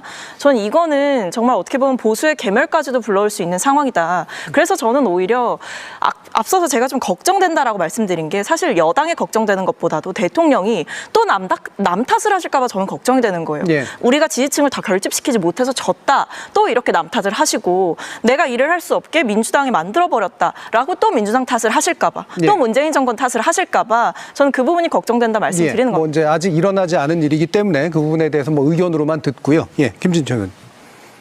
아무것도 변하지 않는다는 게 아니에요. 그러니까 얘기를 이제 잘못 해석을 하시는데 선거 결과에 따라서 변할 것은 변하고 지킬 것은 지킨다는 것이죠. 그러니까 예를 들어서 무엇을 변할 것인가. 이재명 대표가 거의 확실한 범죄 피의자이지만 이제는 이번 정권에 대한 중간평가 선거에서 만약에 이제 압승을 한 정당의 대표니까 아마 윤 대통령이 이재명 대표를 만날 가능성이 높을 겁니다. 예. 그런 변화가 생기는 거예요. 예. 그리고 기자회견을 하지 않는 이 불통도 바꿔서 아마 대규모 기자회견이라든가 해서 현안에 관한 자세한 설명을 해야 된다라고 하는 국민의힘의 압력을 대통령이 받아들일 가능성이 높아요. 예. 그리고 아까 유 작가께서 헌법적 해석에 관해서 오류에 가까운 말씀을 하시는데 국회의 입법권과 대통령의 거부권이 똑같은 권리가 아니에요. 일단 국회에서 논의를 해서 의결을 해서 다수당이 법안을 통과시킨 다음에 최종적으로 이것이 국민의 법으로 되느냐 안 되느냐는 대통령이 정하는 거예요. 그러니까 3분의 2가 되지 않는 국회에서는 대통령 거부권을 그래서 헌법이 규정을 하고 그런 헌법의 거부권을 통해서 국가가 안정을 찾는 겁니다. 자, 예, 알겠습니다. 그 부분은 이제 헌법 해석에서 상당한 차이가 똑같아요. 그건 예. 인정합니다. 예. 뭐 있을 수 있고요. 뭐 이를테면 3분의 2가 넘으면 그러면 대통령에게는 없는 거냐? 없는 거죠. 예, 그러니까 3분의 2 선이냐? 그렇죠. 그래서 중요한 게 백서라는 거예요. 알겠습니다. 예, 윤 대변인. 네, 백성 얘기 잘 하셨고요. 그게 거부권이라고 하니까 자꾸 대립 개념으로 보는데 네. 제2요구권입니다. 그렇죠. 제2를 해달라는 거예요. 그만큼 최종 권한이 어느 정도는 대통령 쪽에 있다고 해석할 수 있는 거예요. 100석이 넘는 한. 그러니까 이제 그 정도로 해석을 하고 아까 박성민 최고위원께서 말씀하신 것 중에 그 이종섭 대사건은요. 제가 아무리 들어봐도 너무나 선동에 가까운 주장이라 네. 호주 대사로 보냈기 때문에 도피시켰다 그 얘기잖아요. 그럼 예를 들어서 이종섭 전 대사를 호주 대사가 아니라 국내에서 근무할 수 있는 뭐 기관장이라든지 이런 쪽에 임명했으면 아무 얘기도 안 했을 거예요. 즉 호주라는 곳, 물리적으로 우리나라랑 떨어진 곳에 임지를 정했다고 해서 지금 우리 호주 가는데 뭐 몇 날 며칠 걸리는 것도 아니고요. 그걸 가지고 지금 이렇게 프레임을 씌워서 얘기를 한다는 것에 대해서 지금 시간이 지났는데 똑같은 주장을 하신다는 것에 대해서 제가 지적을 하고 또 하나 대통령의 거부권을 지금 이 총선 결과가 거부하고 있다는 말도 대단한 어불성설이라고 봅니다. 만약 그렇게 해석을 한다면 예. 100석 이하가 되면 제가 이해를 하겠는데 지금 보세요. 지역구 의석수가 지금 62.7% 개표된 상황에서 96개 우리가 적지만 그래도 저 정도 앞서고 있고 합치면 120에 가까운 숫자를 확보하고 있으니까 그 말씀은 좀 도가 지나친 네, 말씀. 그건 뭐 숫자 기준이라고 보고요. 그럼 거부권을 거부한 건 아니라고 보면 거부권을 승인한 거느냐라고 하는 문제도 거부권이 살아 있지 않습니까? 예, 그러니까 거부권에 대한 그 불편한 감정은 어느 정도로 해석할 수 있을까? 아니 그것은 예. 우리가 어떤 정서나 감정으로 해석을 하면 안 되고 예. 그저 우리는 수치를 존중하면 됩니다. 예. 수치를 만약에 110석이 됐다, 115석이 됐다, 아니면 105석까지도 봐도 아니 최저가 100이니까 예. 이것은 국민들이 대통령이 필요하면 거부권을 행사하고 그리고 야권 연합이 쓸데없이 무슨 탄핵이나 무슨 뭐 개헌이나 이런 얘기 못하게 만들고 그러니까 너희들은 야권 연합에 향해서 너희들은 대통령에게 회초리만 들어라 몽둥이 들지 말고 예. 그것을 모든 것을 결정을 하는 것이 수치입니다. 예, 수치. 예, 초반에 뭐 얘기를 하셨던 표현이었던 것 같고요. 혹시 임 작가님 더 말씀 주시겠어요? 네, 오히려 지금 이제 입법권에 대해, 그러니까 거부권에 대해서 계속 말씀을 하시는데 저는 오히려 이 법안에 대해서 굉장히 정치 논리적으로 대응했던 사람이 과연 민주당이었느냐 윤석열 대통령이었느냐 저는 윤석열 대통령이었다고 생각해요. 네. 그 거부권을 행사하는 과정에서 대표적으로 간호법이 있죠.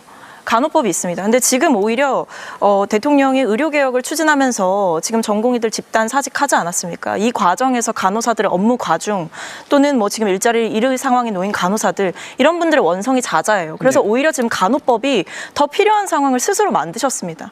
그래서 지금 또 간호법에 대해서 수요가 늘어나고 있어요. 근데 이런 부분만 보더라도 과거에 대통령이 정치 논리를 들이대면서 사실상 거부권을 행사했고 그것을 민주당이 입법 폭주다라고 얘기했지만 오히려 지금 대통령이 만드신 이 상황 속에서 간호법이라는 법안이 필요한 존재다라는 게 네. 반증되고 있는 상황입니다. 증거가 되고 있는 상황이에요. 그러니까 이것만 보더라도 헌법에 부여된 권리니까 대통령이 마음대로 거부권 행사해도 된다? 저는 이거는 이번 총선에서 완벽히 알겠습니다. 깨졌다 생각합니다. 어쩌다 보니까 이게 과거 평가를 또 이 자리에서 한 번 더 하게 됐는데요. 좀 더 시간이 지나면 이제 과거 평가보다는 이제 미래에 대한 전망 쪽의 이야기를 아마 할 수 있지 않을까 싶고요. 개표 상황 그래서 좀 더 보고 이어나가야 될 것 같습니다. 개표 상황 보겠습니다. 자, 좀 더 깊이 있는 토론으로 이번 선거를 완성시켜보는 이곳 총선 데스크입니다. 현재 시각 12시 55분 지나고 있습니다. 자, 뭐 지금부터는 이번 총선을 지휘했던 양당의 이제 수장에 관련된 이야기를 좀 더 나눠볼까 하는데요. 일단 준비된 그래프가 있습니다. 준비된 그래프를 한번 보시면요. 저희가 이제 출구조사에 응답한 유권자들 가운데 특정 정당 지지자들이 덜 응답했다라는 가정을 두고 출구조사 결과를 살짝 보정해 봤습니다. 이 표에서 이제 오른쪽을 보시면 국민의힘 계열의 정당에 대한 투표가 응답이 좀 더 적게 나왔거나 했을 때 이거를 이제 보정을 하게 되면 플러스 2%를 이제 포인트로 보정했을 때 102석에서 118석이 예측되는 그런 선인데요. 이게 이제 지금 현재 나오고 있는 양상과 대략 유사한 것으로 보입니다. 그렇다는 얘기는 이제 출구조사에서 대략적으로 국민의힘에 약간 더 기우는 어떤 표들이 좀 더 있었을 것이다. 이런 가정이 좀 가능해 보이는데요. 요거를 일단 한번 전제를 해보고 이것이 만약에 이제 어느 정도 결과로 만약에 굳어지게 된다면 어떤 이제 평가들을 할 수 있을까? 아마 이 얘기가 나눠봐야 될 것 같습니다. 그럼 기본적으로 이제 한동훈 위원장은 앞으로 어떤 전국에서 아직 개표가 이제 진행 중이기 때문에 전체 상황에 대한 말씀은 추후에 별도로 드리도록 하겠습니다. 먼저 우리 계양을 지역 우리 유권자 여러분께 진심으로 감사의 말씀을 드립니다. 저에게 중요한 책무를 맡겨주신 점에 대해서도 감사드리지만 또 한편으로 제가 당 대표로서 지역선거에 100% 집중하지 못하는 상황임에도 또 많은 분들께서 전국 지원을 좀 다녀야 되는 것 아니냐라고 오히려 권고 말씀을 해주신 점에 대해서도 참으로 깊이 감사드립니다. 저에 대한 우리 지역 유권자 여러분의 선택은 윤석열 정권에 대한 심판이기도 할 것이고 또 우리 더불어민주당과 저에 대한 또 다른 민생을 책임지라는 더 나은 세상을 만들어 달라는 또 지역 발전을 이뤄내 달라는 그런 책임을 부과하신 것으로 생각이 됩니다. 저에게 주어진 우리 유권자 여러분들의 요구대로 제가 이 나라 국정이 퇴행을 멈추고 다시 미래를 향해 나아갈 수 있도록 또 우리 지역사회가 더 발전할 수 있도록 개항으로 이사가고 싶다 이런 얘기가 나올 수 있을 정도로 우리 개항 발전을 위해서 최선을 다하겠다는 말씀을 드립니다. 다시 한번 이렇게 성원해 주신 우리 개항을 유권자 여러분께 깊이 참으로 깊이 감사드립니다. 고맙습니다.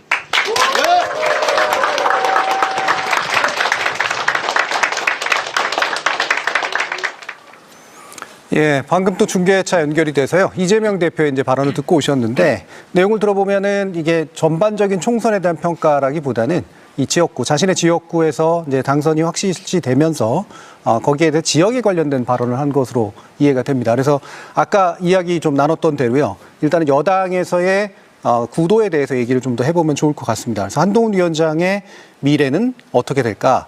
이 부분 윤 대변인 먼저 좀 말씀 주시겠어요? 굉장히 어려운 질문입니다. 네.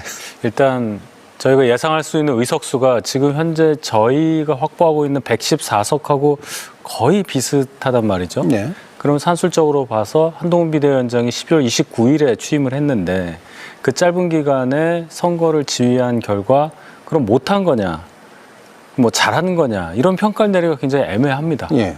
그래서 본인이 이제 이 의석수 결과를 선거 결과를 어떻게 받아들이냐도 중요할 것이고 또 당 내에서 한동훈 비대위원장에 대한 평가를 어떻게 할지 거기에 따른 결과가 한동훈 위원장의 미래를 결정할 텐데 제가 지금 듣기로 예. 내일 오전에 입장 발표를 한다고 하시니 예. 뭐 얼마 안 지나면 결과를 알 수 있지 않을까 봅니다. 일단 관건은 본인의 입장이다. 예. 그리고 당내가 그것을 어떻게 반응하는 것일 것이다. 예. 자, 김진 의원님 어떠세요? 내일 입장 발표는 아마 상당히 겸허하게 할 겁니다. 예. 제가 봤을 때는. 그런데 저는 한동훈 위원장의 절반의 성공, 절반의 실패라고 봅니다. 예. 절반의 성공은 본인이 마지막에 읍소작전을 폈던 백석 마지노선을 지켜냈다라는 것. 저 추세대로 가면 110 내지 115석 정도 네. 가운데에 머물 것 같은데 100석을 지켜냈고 그리고 절반의 실패는 만약에 130석 정도 했으면 한동훈 위원장이 나름대로 성공이라는 것을 얘기할 수 있고 네. 정치적인 질주도 거침없이 할 수 있는데 근데 결론적으로 얘기해서 이 정도의 성과를 가지고 성과를 하더라도 자기 전당대회에 본인이 의지만 있으면 전당대회 당대표에 출마하는 데에 부담은 없다. 예. 자, 그리고 그러면 동작을 해서 나경원 그리고 성남의 분당갑에서 안철수 예. 이런 이제 당선자들과 함께 전당대회 당권을 노릴 가능성이 있고 윤석열 대통령과 그동안의 신뢰관계가 유지가 됐으면 총선 이후에 있을 것으로 예상이 되는 대대적인 당정 개편에서 차기 총리 앞순위가 될 수 있지만 현재 제가 듣기로는 상당히 신뢰관계가 깨졌다. 예. 두 사람 사이에 갈등 관계가 형성이 되어 있기 때문에 그 카드는 안 될 것 같고 예. 그리고 본인이 외국에 공부하러 가지 않겠다고 선언을 했고 그리고 공공선을 위해서 앞으로 계속 노력하겠다고 했기 때문에 정치적인 활동을 계속한다고 보면 전당대회 당대표에 출마할 가능성도 높고 그리고 앞으로 있을 보궐선거에 출마해서 원내에 진입할 가능성도 상당히 있다고 봅니다. 예. 그래서 기본적으로 겸손한 입장 발표가 될 거다. 하지만 대통령실과의 관계는 더 개선되기는 아마 어려울 것으로 일단 이렇게 보시는 것 같네요. 자, 어떻습니까, 유시민 작가? 아니 우리 최성 저희 현업에 있는 분이 먼저 말씀. 박동민 최고위원. 글쎄요, 저는 근데 한동훈 비대위원장이 정치적인 미래를 계속 그리기가 어렵다라고 냉정하게 좀 말씀을 드리고 싶습니다. 일단은 의석수가 어떠하든지 간에 만약에 이 기조 그대로 가게 되면 결국에 총선에서 보수 정당이 내리 3연패를 하는 거거든요. 그렇기 때문에 이 부분에 대해서 어떤 생각을 해야 되냐면 윤석열 대통령 탓이다 이런 책임론을 얘기하기 이전에 이 보수 정당이 그동안, 그러니까 뭐 국민의힘 계열 정당이 그동안 지지층을 집결함으로써 선거를 치르려고 했던 그 폐쇄적인 기조를 완전히 바꿔야 된다라는 생각을 해야 돼요. 그러니까 보수 개편을 해야 된다는 말씀입니다. 근데 한동훈 비대위원장이 사실 원래 비대위원장이 될 때는 그것을 어느 정도 기대하고 뭐 세운 면도 있었을 거예요. 분명히 본인도 5천만의 언어를 쓰겠다고 했고. 근데 마지막까지 했던 것을 보면 결국에 내세웠던 건 이재명 조국 심판론, 이조 심판론이었습니다. 그렇게 해서 지지층 결집에만 골몰을 했는데 결과적으로 이번 총선 과정에서 두 가지로 확인할 수 있었던 건 하나는 여의도 정치에 대한 이해가 없는 한동훈 비대위원장이 공천 과정에서의 좀 전략을 잘못 세웠다라는 것. 그리고 두 번째로 정권 심판론이 이렇게 거센 마당에 야당 심판론을 꺼내들었던 그 판단의 미스. 그러면서 동시에 확인했던 건 중도의 확장성이 없는 인물이구나라는 정치적 판단을 저는 이번 한동훈 비대위원장이 받아드는 거라고 생각하기 때문에 여기서 뭐 갑자기 윤석열 대통령과 거리를 두기도 뭐하고 갑자기 본인의 캐릭터를 바꾸기에도 너무나 멀리 왔다. 그렇기 때문에 앞으로의 미래를 생각하기에는 좀 무리가 있지 않을까 싶습니다. 선언을 먼저 돌리셨더니 1분뿐이 안 남았습니다만 한번 말씀드리죠. 심리적으로 우리가 참 묘한데요. 그 저 출구조사에 국민의힘 후보를 찍은 분들이 이제 더 소극적으로 응했다는 뜻이잖아요. 그러니까 한 2% 정도 그 민주당 지지를 떼서 저쪽으로 넘겨야 지금 개표와 비슷한, 아직 개표가 덜 끝났지만, 그러니까 이제 분위기가 죽을 뻔했는데 살아남았네. 되게 이제 국민의힘은 그런 분위기가, 민주당은 와 완전 압살을 한다고 생각했는데 좀 아쉽네. 되게 이제 그런 분위기예요. 이제 그런 거고. 그러니까 결국 이번 총선의 결과가 지난 4년 전의 총선과 비슷하다는 얘기는 이제 국민의힘 이 한동훈 비대위 체제에서 원래 자기 지지층을 결속시켜서 불러내는 데 성공했다. 그거 이상도 이하도 아니지 않냐. 근데 뭐 그거야 누가 와서 비대위원장을 해도 다 하죠, 그 정도는. 이제 그런 점에서 보면 별로 중요하지 않다. 그분의 거치는. 저는 그렇게 봐요. 알겠습니다. 자, 이게 뭐 짧게나마 좀 여당의 이제 현재 상황이 유지됐을 때 여당은 어떻게 갈까 한번 토론해 봤는데요. 지금까지 일단 총선 데스크였고요. 다시 돌아와서 야당 얘기도 해보겠습니다. 자, 지금 시간까지 주요 접전지의 개표 상황 봤고요. 또 주요 인물들, 관심 가는 인물들에 대한 상황도 돌아봤습니다. 자, 총선 데스크 이어갈 텐데요. 아까 좀 짧게 나눈 듯한 그런 감이 좀 있어서 한동훈 위원장의 이제 정치적 미래에 대해서 좀 더 이야기를 나눠볼 텐데 이건 당내 역학구도하고 좀 연관이 더 있을 것 같습니다. 그래서 일단 김진 위원님, 그 겸손함 그리고 나름의 보궐이라든가 전당대 이런 게 이제 일단 경로라고 보셨는데 당내에서 이제 이거를 뒷받침이 돼야지 이제 그것도 아마 시도가 가능하지 않겠습니까? 어떻게 보세요? 한동훈 위원장의 가장 큰 강점은 대권 주자로서의 국민 지지율입니다. 이번 총선 결과 때문에 이재명 대표하고 1위를 다투는 그 위상이 변하지 않을 것 같아요. 그러면 전당대회에서 가장 큰 경쟁력은 대중 지지도입니다. 일단 본인이 의지만 가지면 출마를 하면 부담감은 없을 것이다. 그리고 해볼 만한 게임이 될 것이다. 한동훈, 나경원, 안철수. 아마 원희룡 후보는 좀 격차 있게 떨어져서 출마를 하기가 조금 부담스러운 면이 있을 것이고, 그리고 이제 아까 야권에서 바라보는 시각으로 한동훈 위원장이 별다른 메시지를 준 것이 없다라고 지적들을 했는데 저는 그렇게 보지 않아요.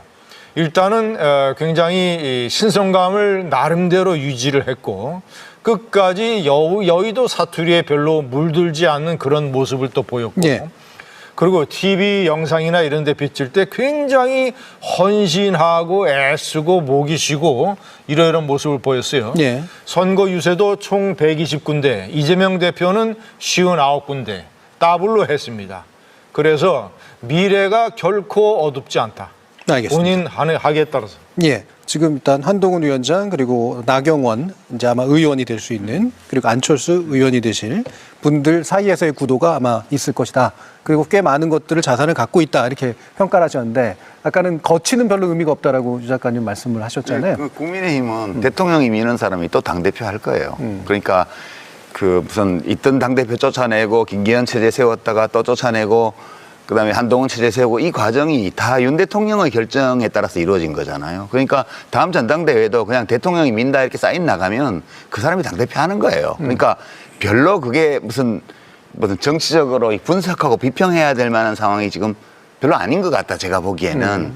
이제 그런 거고, 그다음에 그러면 대통령이 그렇게 당을 지배하는 방식으로 해가는 거에 대해서 좀 반대하고 당의 자율성과 자립성을 높이는 쪽으로 누군가 도전하려면 이제 위험을 감수해야 되는데 지금 지역구 당선자가 예컨대 90석이 좀 넘는다 이렇게 우리가 가정을 하면은 그중에 3분의 2가 영남이란 말이에요. 네.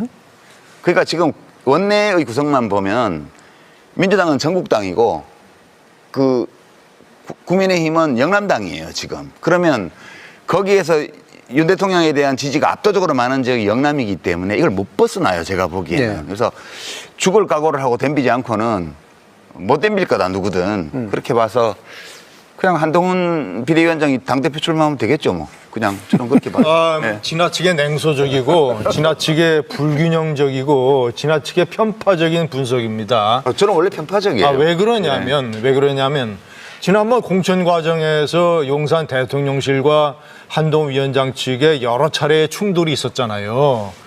비례대표까지. 예. 결과적으로 봤을 때 그 판세 그리고 이번에 당선돼서 돌아온 어떤 이 세력들의 분포가 결코 용산 윤석열 대통령이 지배할 수 있는 구조도 아니고 그리고 또 자기 공천에 대통령이 관여할 소지가 이제는 아무것도 없어졌고 예. 그래서 예. 너무 냉소적이고 불균형적이고 네, 거기에 대한 뭐 추가적인 코멘트는 잘 들었고요. 이게 윤 대변인께서 좀 더 잘 얘기해 주시면 좋을 것 같습니다. 유시민 장관님께서 냉소적으로 반응하시는 거야. 뭐 당연하죠. 저는 상관없습니다. 예. 뭐 저희를 공격하시는 입장이니까. 예. 다만 이제 한동훈 비대위원장에 대해서 얘기를 해보면 제가 예. 아까 비대위원장 취임한 지가 넉 달이 안 됐다는 말씀을 드렸잖아요. 정치 한 번도 안 한 사람이 장관에 있다가 바로 와서 비대위원장을 맡아서 선거를 치렀는데 저희가 가지고 있는 의석수를 정도 유지하는 정도의 성적을 냈다. 예. 이게 굉장히 애매하다고 판단을 하는데 그렇다면 제가 볼 때는 앞으로 이 정치 경험이 이제 붙었다고 봐요. 그 정도 짧은 기간 동안에 당대표를 겸하면서 총선을 치렀다는 것은 그 짧은 기간에 누구도 겪어보지 못한 경험을 했단 말이에요. 예. 그럼 앞으로 한동훈 비대위원장이 정말 본인이 공공선을 위해서 정치를 한다고 봤을 때는 큰 자산이 더 하나 생겼다고 볼 수 있고 말씀하신 대로 국민적 지지도나 인지도, 정치적 영향력 이런 것은 이제 저희 여권 내부에서는 어떤 사람도 따라오지 못할 상황으로 지금 현재 평가할 수 있습니다. 예. 전당대회가 벌어진다면 뭐 본인 의지 여하에 따라서 출마하게 되면 당선되는 데는 큰 문제가 없다. 다만 선거를 이겼다고 할 수 없는 상황에서 예. 전당대회 직전 비대위원장이 출마하는 과정에 있어서의 명분은 반드시 하나 만들어야 한다. 그 점이 걸림돌로 저는 보입니다. 그 명분이 결국에 대통령을 직격하지 않고는 만들어줄 수 없다고 생각하거든요. 사실 이 총선 직전에 국민의힘 내부에서조차 대통령 탈당해라 이런 기자회견 하셨던 후보들 계셨잖아요. 그러니까 그 정도 수위로 대통령과 각을 세우지 않는 이상 한동훈 비대위원장이 그대로 지금 관계, 당정 관계 유지해가면서 당을 재건하고 보수 세력을 만들어낸다? 전 그거 불가능하다고 보는데 한동훈 비대위원장이 과연 그 정도로 대통령과 뭐 소위 말하는 디커플링을 할 수 있을 거냐? 좀 그런 부분에서 좀 어렵다고 봅니다. 예, 알겠습니다. 뭐 더 얘기 나누면 좋을 만한 그 건들이 좀 많긴 합니다만 또 야당 얘기도 해야 되니까요. 아까 이제 이재명 대표의 이제 당선 소감이었죠. 다만 이제 현재 총선 결과에 대한 전반적인 평가는 아마도 더 뒤에 나올 것 같은데 일단 이재명 대표는 주장했던 이제 단독 과반을 달성할 것으로 보이고요. 일단 이재명 대표가 당에 대해서의 리더십 자체에는 큰 문제는 없을 것 같은데 이 부분에 대해서 어떤 미래를 전망하시는지 먼저 유 작가님 좀 말씀 주실까요? 그 이제 엄청난 공격을 당공천 과정에서 받았는데 네. 어쨌든 그걸 견디고 뚫고 나와서 좋은 성적을 저 총선에서 얻었잖아요. 그러니까 뭐 그 이재명 대표의 총선 지휘에 대해서 잘못됐다라고 얘기할 사람은 별로 없을 것 같아요. 네. 이제 그런데 이재명 대표의 문제는 그런 데 있는 게 아니고 이 대목도 제가 냉소적으로 얘기할게요. 법원에서 살아남아야 돼요. 그냥 법원에서 감옥에 보내면 그냥 가는 거예요. 조국 대표도 마찬가지고 이재명 대표도 마찬가지고 우리나라가 이게 정치가 없습니다. 지금 모든 것이 다 법원으로 가 있어 가지고요. 법원에서 판사들이 판사 한 사람이 앉아서 너 감옥 가 그러면 야당 대표가 그냥 가는 거예요. 그러니까 이렇게 지금 우리 정치가 돼 있기 때문에 저는 이재명 대표의 운명은 자기가 개척할 수 없는 상황에 지금 와 있다고 봐요. 네. 그래서 뭐 분석이 불가능합니다. 법원에서 내려오는 판결을 우리가 어떻게 분석하겠어요? 거기서 그냥 보내면 그냥 브라질 룰라가 감옥 간 것처럼 그냥 가는 거예요. 네. 그래서 저는 운이 좋으면 살아남아서 그냥 계속 갈 거고 그 운이 따라주지 않으면 그냥 감옥 가는 거다. 그렇게 봐요. 네. 제가 웬만하면 말씀을 냉소적으로 그냥- 똑같이 했어요. 아니죠. 네. 법원의 판결에 따라서 정치적 운명이 결정된다는 것은 맞는 말씀인데 그 전에 기소되는 과정이나 기소의 타당성에 대해서는 전혀 짚지 않으셨기 때문에 마치 법원에 의해서 우리나라 정치가 좌지우지되는 것처럼 말씀하신 거는 그렇게 맞지 않다고 봅니다. 그러니까 그 전 것도 냉소적으로 그러니까 말씀해 그 주세요. 논쟁은 하지 말자고요. 그러니까 아니 누가 하지 말자고 그랬어요? 그러니까 제가 그 논쟁까지는 할 생각이 없는데 예컨대 누군가가 민주당 소속의 대통령이 돼가지고 그 무슨 국민적인 요구가 있었던 것도 아닌데 상대당 대표를 정말 털어가지고 뭐 시장 도지사로서 공무집행했던 것까지 전부 배임으로 몰고 이렇게 해서 그냥 막 한 5개, 6개 기소를 해요. 기소를 무죄가 나든 말든. 그런 식으로 일단 형식을 밟아버리면 거기서는 이제 민주주의 정치 라는 문화가 자리 잡을 수가 없어요. 저는 이제 우리 정치 자체에 대해서 이재명 대표의 운명에 대해서만 이렇게 냉정하게 보는 게 아니고요. 저는 우리나라 사법부가 뭐 그렇게 그 우리 헌법이나 재형법정주의에 따라서 그렇게 아주 엄밀하게 그렇게 재판하지 않는다고 봅니다. 제가 살아오면서 그런 재판을 별로 못 봤기 때문에 그렇게 냉소적으로 다시 말씀드리고요. 우리 정치의 최대 비극은 정치적 경쟁자를 범죄자로 규정하고 감옥에 보낸다고 위협하고 실제로 감옥에 보내기 위해서 시도하는 대통령이 있는 나라예요, 우리나라가. 여기 미국식 민주주의나 유럽식 민주주의는 설 데가 없습니다. 그래서 저는 앞으로 우리나라 정치의 전개 과정에 대해서 매우 비관적으로 봐요. 앞으로 3년 동안. 그렇게 보는 입장에서 그 말씀을 드렸어요. 대표의 정치적 위상을 논하는데 예. 지금 너무 나가신 것 같아요. 그리고 일단은 이재명 대표가 올해 연내에 어떤 한 개 혐의라도 유죄가 확정될 가능성이 별로 없습니다. 시간상. 예. 아직 어떤 혐의에 대해서도 1심 선고도 안 나왔기 때문에 최소한 사법 리스크는 내년으로 넘어가게 돼 있어요. 네. 자, 그러면 차기 전당대회가 8월인데 이재명 대표가 벌써 서너 개의 강을 건넜습니다. 대통령 선거 패배 이후에 자, 보십시오. 개항을 보궐선거에서 당선돼서 국회의원이 됐죠. 그리고 전당대회에 나가서 77%로 당대표가 됐죠. 예. 그리고 20여일의 단식으로 본인에게 불리한 국면을 정면으로 뚫었죠. 예. 그리고 보다 중요하게 구속영장이 기각이 됐죠. 예. 다섯 번째는 이번 총선에서 승리했잖아요. 예. 그러니까 현실 정치적으로 봤을 때 이재명 대표의 지금 정치적인 과정이나 진로는 지금까지는 완전히 승승장구다. 예. 그리고 현재 이 총선을 승리를 이끌었는데 차기 전당대회 때 어떤 경쟁자가 있겠습니까? 모르겠어요. 아마 이제 반 이재명 계를 대표해서 원외에 임종석 전 의원 같은 사람이 나와도 현재의 어떤 판세로 봤을 때 대단히 역부족이다. 그래서 사법 리스크는 내년으로 넘어가는 거고, 그리고 본인 판단으로는 전당대회 때 대표를 한번 내가 더 해야 사법 리스크 국면에서 내가 유리하다. 예. 이런 생각을 할 것이고. 예. 그러니까 무슨 법원의 판결이 지금 모든 걸 다 좌우하고 이렇게 볼 것은 아니라고 생각합니다. 알겠습니다. 근데 저는 유시민 작가께서 틀린 말씀을 하신 거 아니라고 생각하는데 너무 다들 과하게 반응하신 것 같다는 생각이 들어요. 네. 왜냐하면 이 부분에 대해서는 객관적으로 맞는 말이지 않습니까? 이제 법원의 판단을 존중한다라는 네. 거. 그럼 그 법원의 판단을 부인하고 이야기한다면 그건 또 이제 사법 질서를 무시하는 행태다. 제1야당 대표가 그런 것을 네. 무시한다. 이렇게 공격하실 게 뻔하기 때문에 이제 객관적으로 봤을 때 있는 재판들이 남아 있는 것이고 그 시간들 사이에서 굴러가는 것이다 이렇게 말씀을 드리고 예. 선고가 올해 안에 안 나올 것이다 이런 전망까지도 하셨는데 저 그렇게까지는 보진 않고요. 네. 어쨌든 법적인 절차는 그거대로 가되 다만 지금 이 결과만을 놓고 보자면 일단 이재명 체제는 공고히 가는 거죠. 네. 이재명 대표 체제는 공고히 가는 거고 그리고 전당대회 때 자신의 사법 리스크를 불식시키기 위해서 당대표 한 번 더 나올 것이다. 이런 전망도 저는 지금 상황에서는 너무 나간 전망이다. 분명히 당 안에서는 또 다양한 정치 세력들이 있을 거고 네. 이재명 체제 안에서 또 새로운 가능성들이 움틀 수 있는 거죠. 예. 그거는 이제 우리가 양해해야 돼요. 왜냐하면 저도 아주 냉소적으로 그 국민의힘 당에 대해서 얘기를 했기 때문에 그거에 대한 반사로 뭐 아니, 그렇게 저는 보시. 냉소적으로 절대 얘기 안 했는데요. 저는 예. 굉장히 따뜻하게 얘기했는데. 예. 소통이 어려운 거예요. 그러니까 어쨌든 정치적 가능성이 있고 앞으로도 이재명 체제에서 이제 특별한 균열은 적어도 당분간은 없을 것이다라고 예상을 해주셔서 더 한번 들어볼까요? 그렇게 생각해요. 민주당은 어떤 당이냐? 전당대회에서 2등한 후보를 무슨 수를 써서라도 공천 안 주려고 해서 결국 공천 안 준 당입니다. 그렇죠?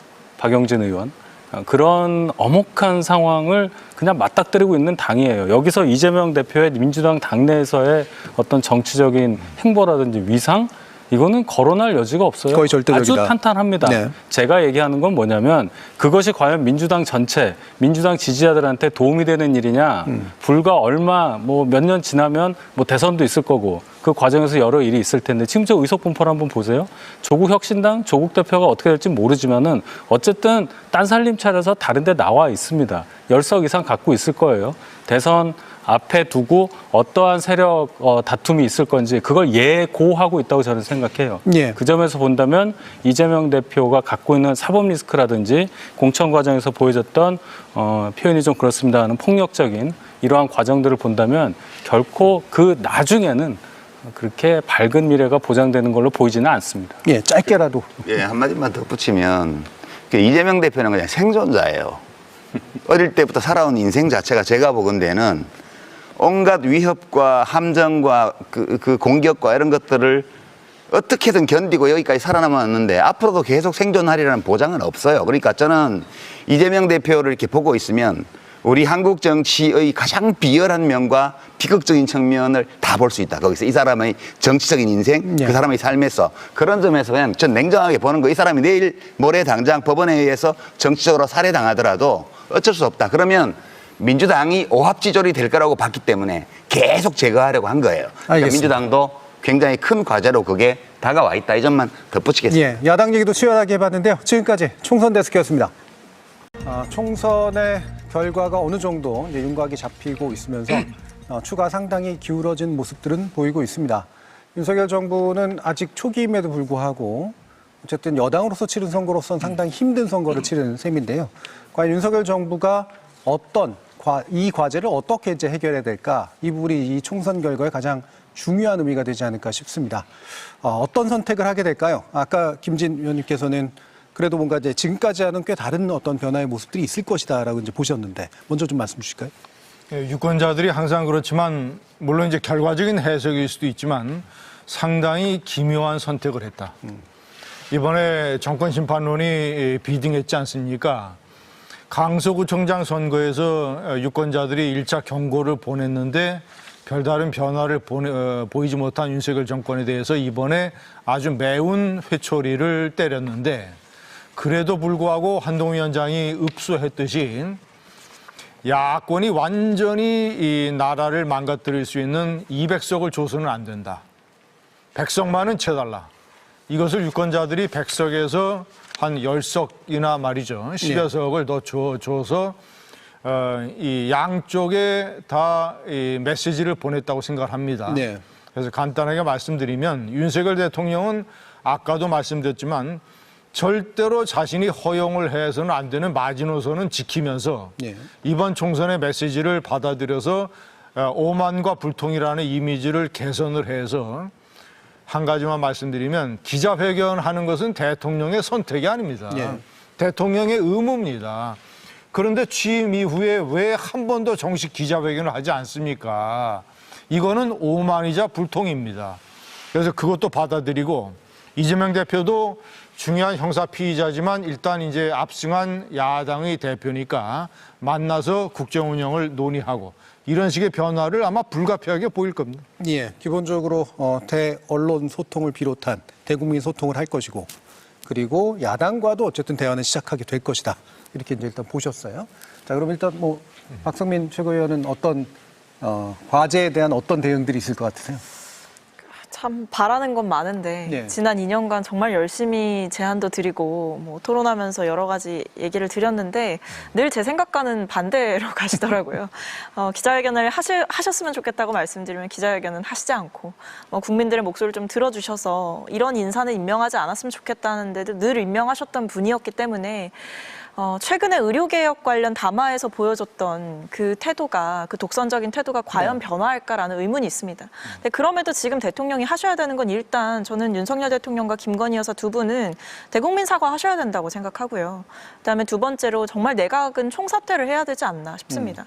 지금의 경제정책 기조, 상저하고 뭐 이런 이야기 하면서 낙관론 얘기하고 물가는 3월에만 정점 찍을 거다 이런 식으로 돌파하는 거 안 되는 거거든요. 그다음에 마지막으로 결국에 대통령실에 있어서도 좀 전면적인 개편이 필요하고 대통령이 이번 선거에 민심을 무겁게 받아들인다면 먼저 선제적으로 이재명 대표를 향해서 만나자, 대화하자 이것을 하셔야 된다라고 봅니다. 예, 기본적으로 국민에게 직접 얘기해야 된다. 사과의 형태로. 그리고 내각이나 대통령실에 대한 인적 쇄신이 필요하다. 그리고 야당은 직접 만나야 된다. 이렇게 네 가지로 정리하셨는데요. 제가 먼저 좀 보충하고 말씀. 네, 그렇죠. 그래도 될까요? 예, 예.